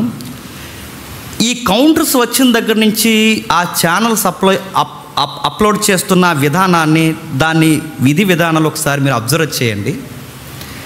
కౌంటర్ స్టార్ట్ అయిన తర్వాత వ్యూస్ తగ్గాయా పెరిగాయో, యూస్ పిచ్చెక్కిపోయిన వాళ్ళందరినీ ఒకసారి చూడమని చెప్తాను. చూడండి, కామెంట్స్ తగ్గిపోయేలేదు చూడండి. అబద్ధమట, రోజు చెబితే అబద్ధం చెప్పగా ఏమైపోద్దట? అబద్ధం నిజమైపోద్దట. వీళ్ళని ఇలాగే వదిలేస్తే అబద్ధాలన్నీ ఒక రోజుకి ఏమైపోతాయట? నిజమైపోయి. అందుకే ఇది అబద్ధం అని చెప్పే ఒక్క గొంతైనా కావాలి. 100 మంది బయలు ప్రవక్తలు ఒకవైపు ఉంటే ఏలియా లాంటి ఒకవైపు ఉంటాడు, గుర్తుపెట్టుకోండి. 100 మంది దుర్బోధకులు ఒకవైపు ఉంటే పౌలు లాంటి వ్యక్తులు ఒకవైపు ఉంటారు, గుర్తుపెట్టుకుని. ఆయన అంటిపెట్టుకున్న కొంతమంది శిష్యులు ఒక పక్కే ఉంటారు, గుర్తుపెట్టుకుని. ఎదిరించే వాళ్ళు మెజారిటీ ఉంటారు, సత్యం తరపున నిలబడే వాళ్ళు చాలా తక్కువ మంది ఉంటారు. ఇదే గుర్తు. ఇంకా ఏం చెప్తుంది బైబిల్ అంటే, బైబిల్ చెప్తుంది మెడిసిన్ సందర్భాలు వేరు. నెక్స్ట్ వీళ్ళు ఉపయోగిస్తున్న మిరాకిల్ అరటిపళ్ళు వేరు. అరటిపళ్ళు వలన సైన్స్ ప్రకారం కూడా నేను చెప్తున్నాను, భోజనంలో కావాల్సిన విటమిన్స్ ఏమన్నా మనకు ఒకవేళ ఆ రోజు రైస్ దొరకకపోతే కాస్త రైస్లో దొరికే విటమిన్స్ ఒక 2 అరటిపళ్ళు మనం తింటే చక్కగా దొరుకుతుందని సైన్స్ అక్కడ వరకే చెప్పింది. పీసీఓడి పోయి తగ్గిపోతుందని చెప్పలేదు ఎక్కడ. అరటిపళ్ళు తింటే పిల్లలు పుడతాను లేదు. మరి బైబిల్ ఏం చెప్పింది పిల్లలు పుడతారంటే? మరొక విషయం దెబ్బ గుర్తుండిపోలేదు. మరొక విషయం, అసలు వీళ్ళు అప్లై చేసుకోవాల్సింది యెషయాని కాదండి. వీళ్ళు అప్లై చేసుకోవాల్సింది యెషయాని కాదు. ఎవరిని అప్లై చేసుకోవాలి చెప్తున్నా? ఇలాంటి పళ్ళు తింటే పిల్లలు పుడతారన్న ఒక వంకరోడు ఉన్నాడు బైబిల్లో. ఆడిని అప్లై చేసుకో, నీకు కరెక్ట్గా మ్యాచ్ అవుతాడు. ఎవడాడు? యాకోబు గారు పెద్ద అబ్బాయి. ఎక్కడున్నాడో ఒకసారి చూడండి. ఇది అప్లై చేసుకో, కరెక్ట్ మ్యాచ్ అవుతుంది. సేమ్ స్టేట్మెంట్ ఆడిది కూడా. చూడండి ఒకసారి. ఆదికాండం 30వ అధ్యాయం 14 వచనం. గోధుమల కోత కాలములో రూబేను వెళ్ళి పొలములో పుత్ర ద్రాక్ష వృక్ష ఫలములు చూసి తన తల్లి అయిన లేయాకు తెచ్చి ఇచ్చెను. అప్పుడు రాహేలు, నీ కుమారుణ్ణి పుత్ర ద్రాక్ష వృక్షపు పళ్ళులో కొన్ని నాకు దయచేయమని లేయతో అనగా, నా భర్తను తీసుకుంటే అది చాలదా? ఇదో సంసారం గొడవలండి, పక్కన పెట్టండి. ఓ విషయం చెప్తున్నాను, అలాగే తిట్టుకుంటున్నారా అని మనకు అనవసరం. అక్కడ ఒక విషయం జరుగుతుంది చూడండి. వాళ్ళ పెద్ద అబ్బాయి ఉన్నాడు. ఎవరు? యాకోబు గారి పెద్ద అబ్బాయి రూబేను. ఆడికి భక్తి తక్కువండి. ఆడని ఎందుకంటున్నాడంటే చిన్నమ్మతోనే పోయాడు. అస్సలు ఎథిక్స్ లేనోడు, విలువలు లేనోడు. అతను ఎంత దరిద్రపనంటే చిన్నమ్మ వావి వరుసలు మరిచిపోయినోడు. పైగా వాడికి ఒక థాట్ వచ్చిందట. ఏమని థాట్ వచ్చింది? మా అమ్మకి ఇంకా పిల్లలు పుట్టేయాలి, నాకు గొప్ప తమ్ముళ్ళు వచ్చేయాలి, మా కుటుంబమే పెద్దదైపోయాలి. లేయమ్మ తర్వాత రూబేన్ తర్వాత తమ్ముళ్ళని పెద్ద మంది ఉండాలి మాకు అనుకుని, మా అమ్మకి ఇంకా ఎక్కువ మంది పిల్లలు పుట్టేయాలి అంటే ఏం చేయాలి? యెహోవా మా అమ్మకి పిల్లల్ని అనలేదంటాడు. అక్కడ ఏదో నమ్ముతున్నారట, మధ్యాశీలు నమ్ముతున్నారట. అక్కడ నమ్మకాలు ఏంటి చెప్పినా, ఆ పళ్ళు తింటే పిల్లలు పుడతారని ఆ రోజుల్లో నమ్ముతారట. ఇల్లు గుర్తు తెచ్చేసాడండి. అమ్మ నీకు పళ్ళు తెచ్చానమ్మా, నువ్వు ఎక్కువ తినేసి నాకు తమ్ముళ్ళకనే ఎక్కువ సంతానం, పెద్ద కుటుంబం మనం అయిపోవాలని వాళ్ళ కొడుకు పుత్రద్రాక్ష వృక్ష పళ్ళు తెచ్చి లేయమ్మకి ఇచ్చాడన్న సంగతి ఈ కంగారు మనిషికి అర్థమైంది. ఎవరు? రాహేలు. ఈవిడేమనుకుంది, ఈవిడికి భక్తి తక్కువ ఉంది, కోపం ఎక్కువ, భక్తి తక్కువ ఈవిడికి. ఈవిడేమందంటే అక్క అంది, చెల్లి అన్నది. నీకు విషయం చెప్పాలక్క అంది. ఇంత లవ్లీగా మాట్లాడుతున్నావేంటి అనుకుంది. ఇంత చక్కగా ఎంత లవ్ వచ్చింది సడన్గా అంటే, ఏమీ లేదక్క, నీకు విషయం చెప్తానక్క. రోజు బావగారు మీ దగ్గర ఉంటున్నారు కదా, ఈరోజు మాతో వీళ్ళిద్దరికి టాక్స్ జరుగుతున్నాయి. క్షమించండి, చెల్లి అనుకుంటా, చెల్లి అక్క టాక్స్ జరుగుతున్నాయా? వీళ్ళిద్దరు మాట్లాడదు. రోజు మీ దగ్గర ఉంటున్నారు కదంటే అప్పుడు అందట వడంబడికి మరి ఈరోజు బావగారిని అక్క మీ దగ్గరికి నేను పంపించాలి అంటే షరతులు వర్తిస్తాయి మరి అందట. షరతులేంటి చెల్లి అని అడిగితే, మీ అబ్బాయి పెద్ద అబ్బాయి రూబేన్ ఉన్నాడుగా, పుత్రద్రాక్ష వృక్ష పళ్ళు తెచ్చాడుగా, ఆ పళ్ళు నాకు ఇచ్చే ఈరోజు నైట్ బావగారు మీ ఇంటికి వస్తాడు డిన్నర్కి అని చెప్పిందట. ఏమర్థమవుతుందండి? లేయమ్మకి పిల్లలు పుట్టాలని పళ్ళు తెచ్చాడు, పిల్లలు పుట్టే పళ్ళు తెచ్చాడు. ఎవరు? రూబేన్. ఆ పళ్ళు నాకిస్తే బావగారు నీ దగ్గరకు పంపుతానని చెప్పింది ఎవరు? రాహేలమ్మ. ఇప్పుడు ఈ పళ్ళు తినేస్తే పిల్లలు పుడతారని నమ్మి తెగ తినేసింది ఎవరు? రాహేలు. ఎందుకంటే రాహేలు పళ్ళు ఎలాగెళ్ళిపోయినాయి, అక్క దగ్గర ఇచ్చేసుకుంది. ఏ వడంబడికి మీద తెచ్చుకుంది? బావగారు ఈరోజు మీ ఇంటికి రావాలంటే ముందు ఆ పళ్ళు, బావు తెచ్చిన పళ్ళు నాకు ఇచ్చే బావగారు మీ ఇంటికి వస్తారని చెప్పింది. ఇచ్చేసింది, తినేసింది. ఈవిడ భక్తిహీనరాలు కోపిస్తే ఏమనుకుందంటే పుట్టేస్తారనుకుంది. క్వైట్ ఆపోజిట్ రివర్స్ అని చెప్పినా ఆవిడకి పుట్టలేదు కానీ లేయమ్మకి పుట్టేశారు. ఎవరికి పుట్టేశారు? తినేసి పుడతారనుకున్న ఆవిడకి పుట్టలేదు. ఏ పళ్ళు తినకుండా యాకోబు గారితో సంసారం జరిగించిన లేయమ్మకి పిల్లలు పుట్టారు. ఆ మాట అర్థమవుతుందా? అప్పుడు అర్థమైంది లేయమ్మకి. ఏమని అర్థమైందో చూడండి, ఏమని అర్థమైందో. 15 వచనం, ఆమె నా భర్తను తీసుకుంటవే చాలదా, ఇప్పుడు నా కుమారుడు పుత్రద్రాక్ష వృక్ష ఫలం కూడా తీసుకుందవా అని చెప్పాను. అందుకు రాహేలు, కాబట్టి నీ కుమారుడు పుత్రద్రాక్ష వృక్ష పండ్ల నిమిత్తము అతడు అంటే యాకోబు ఈ రాత్రి నీతో ఉండునని చెప్పాను. సాయంకాలం మందు యాకోబు పొలం నుండి వచ్చినప్పుడు లేయ అతను ఎదుర్కొని పోయి, ఇదిగో నీవు నా యొద్దకు రావాలను, నా కుమారుడు వృక్ష ఫలముల వలన పండ్లుతో నేను కొంటునని చెప్పాను. కాబట్టి అతడు ఆ రాత్రి ఆమెతో వెళ్ళిపోయాను. దేవుడు లేయ మనవి వినెను కనుక ఆ గర్భవతి అయి యాకోబునకు 5వ కుమారుణ్ణి కనెను. లేయా, నేను నా పెనిమిటి నా దాసినిచ్చినందున దేవుడు నాకు ప్రతిఫలం దయచేసిన అనుకుని అతనికి ఇస్మాకారు అని పేరు పెట్టింది. పళ్ళు తిన్న ఆవిడికి పిల్లలు పుట్టలేదు, పళ్ళు తిన ఆవిడకి చెప్పండి పిల్లలు పుట్టేస్తారు. కిందికి ఏం జరుగుతుంది? ఇప్పుడు లేయమ్మకు బుద్ధి వచ్చింది. ఏమని బుద్ధి వచ్చిందంటే, దేవుడు మంచి బహుమానం నాకు దయచేయనని నా పెనిమిటి 6 కుమారుల కంటే ఉన్నాను కనుక అతనికి ఇంకనూ నాతో కాపురం చేయను అనుకుని అతనికి జెబూలేనని పేరు పెట్టను. తర్వాత ఆమె కుమార్తెని కన్న తర్వాత ఆమెకి దేనని పెట్టి తెగ పుట్టేస్తున్నారు. ఎవరికి? పళ్ళు తిన్నవాడు పుట్టలేదు. పళ్ళు తిన్నాను పుడతారు పళ్ళు అయిపోయినాయి కానీ పుట్టలేదు. ఆవిడకు పుడతలేదు, పళ్ళు అయిపోయి ఇవిడికి పుట్టలేదు. అప్పుడు లేయమ్మకి పిల్లలు పుట్టడం చూసి తరాలు సంవత్సరాలు నెలలు గతించిపోతుంటే అప్పుడు నెలల తర్వాత బుద్ధి వచ్చింది. ఎవరికి? రాహేలం. అప్పుడు అనుకుంది ఏమని? అప్పుడు ఆమె దేవుడు రాహేల్ని జ్ఞాపకం చేసుకుని ఆమె మనవి విని ఆమె గర్భం, మనవి అన్న దగ్గర ఏంటో తెలుసా? దేవుడికి ప్రార్థన చేసింది. చెల్లికి ఒక విషయం అర్థమైంది, పళ్ళు వలన పిల్లలు పుట్టారు. పళ్ళు వలన పిల్లలు పుడతారు అనుకున్నాను, తిన్నాను, మా అక్కకు పుట్టారు, నాకు పుట్టలేదు. మళ్ళీ తిన్నాను, మా అక్కకు ఇంకొకటి పుట్టేసి నాకు పుట్టలేదు. మళ్ళీ తిన్నాను, పిల్ల పుట్టేసింది, ఆడపిల్ల, నాకు పుట్టలేదు.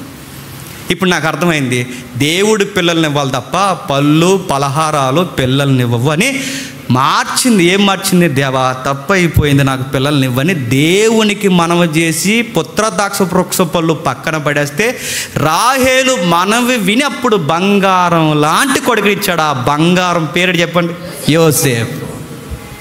నేను అడుగుతున్నాను, ఇప్పుడు యెష్యాని కాదు అప్లై చేసుకోవాల్సింది, ఎవరిని అప్లై చేసుకోవాలి చెప్పండి? రూబేన్ అప్లై చేసుకోండి, మ్యాచ్ అవుతాడు. అయినా ఇవన్నీ అన్యుల నమ్మకాలండి. రూబేన్ తెచ్చింది అన్యుల నమ్మకాలు. పళ్ళు తింటే పిల్లలు పుడతారన్నది క్రైస్తవ నమ్మకమా అన్యుల నమ్మకమా చెప్పండి? అన్యులు. బావిలో నీళ్లు తాగితే పిల్లలు పుడతారన్నది క్రైస్తవుల నమ్మకమా అన్యుల నమ్మకమా? అన్యుల నమ్మకం. రాయి మీద రాయి పెడితే రాయికి ఉయ్యాల కడితే ఉయ్యాల కట్టి ఊపితే పిల్లలు పుడతారన్నది అన్యుల నమ్మకమా క్రైస్తవుల నమ్మకమా? ఈ అన్యుల నమ్మకాలు తెచ్చి విశ్వాసము వలన నేను పండించానంటే అది విశ్వాసం కాదు, అన్య ఆచారము. అది రూబేను ఆచారము, మధ్యాశయలో నమ్మే ఆచారాలు.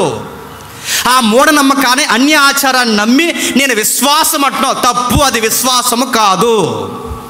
దేవుడే పిల్లల్ని ఇస్తాడు. ఎప్పుడు పిల్లల్ని ఇస్తాడు? ఆ తల్లి ఎవరైతే ఉందో గొడ్రాలి దేవుడితో నిబంధన చేసుకోవాలి. నిబంధన చేసిన ప్రతి తల్లికి పిల్లలు పుట్టారు. 25 ఏళ్ళు ఎదురు చూస్తే శారమ్మ అబ్రహాముకి పిల్లలు పుట్టారు, రాహేలుకి పిల్లలు పుట్టారు, మనవ చేసుకుంటే పిల్లలు పుట్టారు, కమిట్మెంట్ ఇస్తే పిల్లలు పుట్టారు. అన్న నాకే గనక బిడ్డనిస్తే నీకు ఇచ్చేస్తానని కమిట్మెంట్ ఇచ్చింది గనక పుట్టారు. ఎలిజబెత్కి ఆలస్యంగా పిల్లను పుడితే ఏలియా లాంటోడు పుట్టాడు. గుర్తుపెట్టుకోండి, యోహాను. ఎక్కడ మీరు చూడండి కమిట్మెంట్ అంటే ఆలస్యమైన తల్లులు బాధపడకండి. ఎవరికైనా పిల్లలు ఆలస్యమైతే బాధపడకండి. ఎందుకో తెలుసా? పిల్లల్ని ఏ బాధ ఏ ఒప్పుకోలు లేకుండా కనేసిన తల్లుల లెక్క వేరు, మీ లెక్క వేరేది తెలుసా? దేవుడికి మీరు ప్రత్యేకము. ఎంత ప్రత్యేకమో తెలుసా? అందరి గర్భాలు తెలిసిన దేవుడు మీ గర్భాన్ని ఇంకా ఎందుకు తెరవలేదంటే మీ నుంచి ఏదో దేవుడు కోరుకుంటున్నాడు.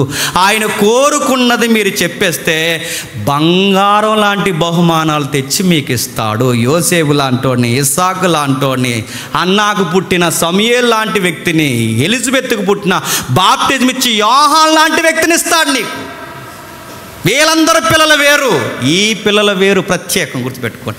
ఆలస్యంగా పుట్టిన ఏ తల్లికైనా చరిత్రలో చూడండి బంగారు రత్నాలు పుట్టారు. నాకు పుట్టట్లేదు ఏం చేయాలి? అక్కడ అట్టుపండు తినాలి, ఇక్కడ ఇది ఆడాలి, అది వాడు, ఇదంతా కాదండి. దేవుడికి ఏదో ఇవ్వాల్సిన మాట ఉంది, ఇవ్వు. ఆ మాట ఇవ్వు. దేవ నాకు బిడ్డనిస్తే ఇదిగో నేను ఉంటానో ఏదో మాట ఇవ్వు, ఏదో సరి చేసుకు. ఎందుకంటే మీ దంపతులు ఇద్దరు దేవునికి ప్రత్యేకం. మీరు నచ్చారు దేవుడికి. వాళ్ళ ప్రత్యేకమే, వాళ్ళకన్నా మీరు ఇంకా ప్రత్యేకం. మీ నుంచి ఏదో కావాలి, మీ మూలాలేవో దేవుడికి కావాలి. ఆ దేవుడితో ఒప్పుకో, దేవుడు నీకు చక్కటి బహుమానం ఇస్తాడు. ప్రార్థన చేసుకో, ఒప్పుకో, మెడిసిన్ వాడు, రెండూ చేయి. దేవుడు తెరవాల్సిన టైంలో దేవుడు ఖచ్చితంగా కార్యము చేస్తాడు. నేను చూసిన కేసులు చెప్తున్నాను. 20 సంవత్సరాలు వెయిట్ చేసి కేవలం దేవుని నమ్ముకుని వైద్యం చేయించుకుంటే 20 సంవత్సరాల తర్వాత బంగారం లాంటి బంతులు కన్న తల్లులు నాకు తెలుసు. 30 సంవత్సరాల తర్వాత పిల్లల కన్నా తల్లులు నాకు తెలుసు. ఏ రోజు దేవుడి మీద సనగలేదు, ఏ రోజు మూఢనమ్మకం దగ్గర పోలేదు, ఎప్పుడు పండు తినలేదు, రాయి మీద రాయట్లేదు. సత్యం బట్టి నిలబడ్డారు, పిల్లల్ని కన్నారు. నేను ముగించేస్తున్నాను. ఇంత చెప్పిన తర్వాత స్వస్థతలు లేవంటారంటే లేవని అంటలేదండి. ఇంత చెప్పాక నేను విషయం చెప్పకపోతే నేను తప్పుడు బోధకుండా అవుతాను. దేవుడు నేరుగా డైరెక్ట్గా స్వస్థత చేయాలనుకుంటే మెడిసిన్తో కూడా పని లేదు. అది మాత్రం గుర్తుపెట్టుకోండి. యెహోవా రాఫా, ఆయన స్వస్థపరచాలనుకుంటే రాత్రికి రాత్రే తగ్గిపోతే, వైద్యము ద్వారా కూడా నువ్వు ప్రార్థన పూర్వకంగా వెళ్ళిన తగ్గిపోతే. నాకు తెలిసిన ఒక అమ్మ ఉంది, పేరు చెప్పనా వద్దా? పేరు చెప్పనా వద్దా? చెప్పనా? అమ్మకోసం ఓకే సార్. ప్రసాద్ అనే వాళ్ళ అమ్మగారు బోన్ క్యాన్సర్ అండి. అమ్మగారికి బోన్ క్యాన్సర్. ఆవిడకి క్యాన్సర్లో డేంజరస్ క్యాన్సర్ ఏంటి చెప్పండి? Bone cancer. స్వస్థతలు లేవన్నా మేము, స్వస్థతలు ఉన్నాయని నమ్మే బోధకులమే మేము. బోన్ క్యాన్సర్ తల్లిగారికి చేతులు ఎత్తేస్తారు. నెలకి ఎంత? సుమారు 8 లక్షలు 2 లక్షలు ఎంత అన్నారు అనుకుంటా వైద్యానికి. సుమారు 2 లక్షల వైద్యం. అన్నయ్య జీవితం 2 లక్షలు నెలకి ఎక్కడి నుంచి తేగలదండి? ఒక మాట ధైర్యంగా చెప్పాడు, అమ్మా మనం సేవ చేస్తున్నాం, ఈరోజు నువ్వైనా చనిపోవచ్చు, నీ వెనకాల ఏదో ఒక రోజు నేనైనా చనిపోవచ్చు. మన దేవుడిని నమ్ముకునే బిడ్డలు. చావు అనేది సత్యం. ముందు నువ్వు వెళ్ళిపోతావు, తర్వాత నేను వస్తాను. నువ్వు దేవుణ్ణి బలంగా నమ్ము, నాకు అందుబాటులోనే వైద్యం చేయించగలను. 2 లక్షలు నేను తేలేను. నువ్వు బలంగా ముందు ధైర్యంగా ఉండి దేవుడి మీద విశ్వాసం ఇచ్చి అందుబాటులోనే వైద్యం మనం వాడితే దేవుడే మనం స్వస్థపరుస్తాడు. నువ్వు ముందు ధైర్యంగా ఉండని వాళ్ళ అమ్మకు చెప్పాడు. ధైర్యంగా ఉంటాను నానని చెప్పింది. 2 లక్షల వైద్యం వాళ్ళు ఛాన్స్ లేరు. వాళ్ళ వైద్యం ఎక్కడ చేస్తున్నారు తెలుసా? హోమియోపతి డాక్టర్ ఉన్నాడు మండపేట దగ్గర. ఎక్కడన్నా? వడ్లమూరులో. నెలకి 2 లక్షలు కాదు, నెలకి 150 రూపాయలు అవుద్ది. ఎంత? ఆ 150 కూడా ఆయన ఇచ్చుకోడు. 2 లక్షలు ఎక్కడ, 150 రూపాయలు ఎక్కడ? ఆ మెడిసిన్ ఇస్తాడు హోమియోపతి. నెలకి 15 రోజులకి మెడిసిన్ ఇస్తాడు. క్యాన్సర్ ఫైనల్ స్టేజ్లో ఉన్న తల్లికి, అలాంటి తల్లికి 2 లక్షలు వైద్యం చేయించాడు. తెలిసిన వైద్యుడి దగ్గర తీసుకెళ్ళాడు. ఆయన కూడా క్రిస్టియన్ బిలీవర్ కనుక ఆయన వైద్యం చేస్తున్నప్పుడు హోమియోపతి చాలామంది ఇస్తారు, కానీ చాలామంది ఇచ్చేవారిలో ప్రార్థన చేసి ఇచ్చేవాళ్ళు తక్కువ మంది ఇస్తారు. ప్రార్థన చేసి ఇచ్చే డాక్టర్ ఈయన. రాజమండ్రిలో కూడా హోమియోపతి ఉంది, పని అవుతుంది. కానీ మండపేటలో హోమియోపతి ఎందుకు అవుతుంది? ప్రేయర్ చేస్తాడు ఆయన.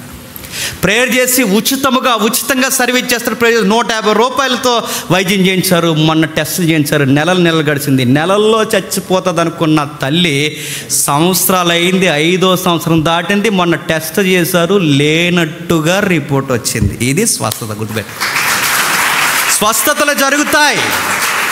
తల్లి నిండు బంతులో ఉంది. ఎవరన్నా తల్లిని చూపించారు? తల్లికి బోన్ క్యాన్సర్ ఫైనల్ స్టేజ్లో నమ్మరండి. చక్కగా ఉంటుంది నవ్వుతూ ముఖం.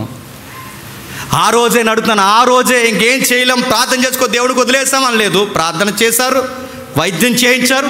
ఆ వైద్యుడికి కూడా ప్రార్థన చేసి ఇచ్చారు. ఒక్కటేటి ఇలాంటివి ఆయన డాక్టర్ చేస్తుంటే నేను చాలా చూస్తున్నాను. ప్రతి నెల ఆ దొల్ల సంఘంలో ప్రతి నెల ఆ వైద్యుని తీసుకొచ్చి ఉచితంగా ఆ సంఘం ద్వారా ఆ హోమియోపతి మెడిసిన్ ఇస్తున్నారు. వాళ్ళు జరగవా అంటే జరుగుతున్నాయి. ఇది అద్భుతం కదా చెప్పండి.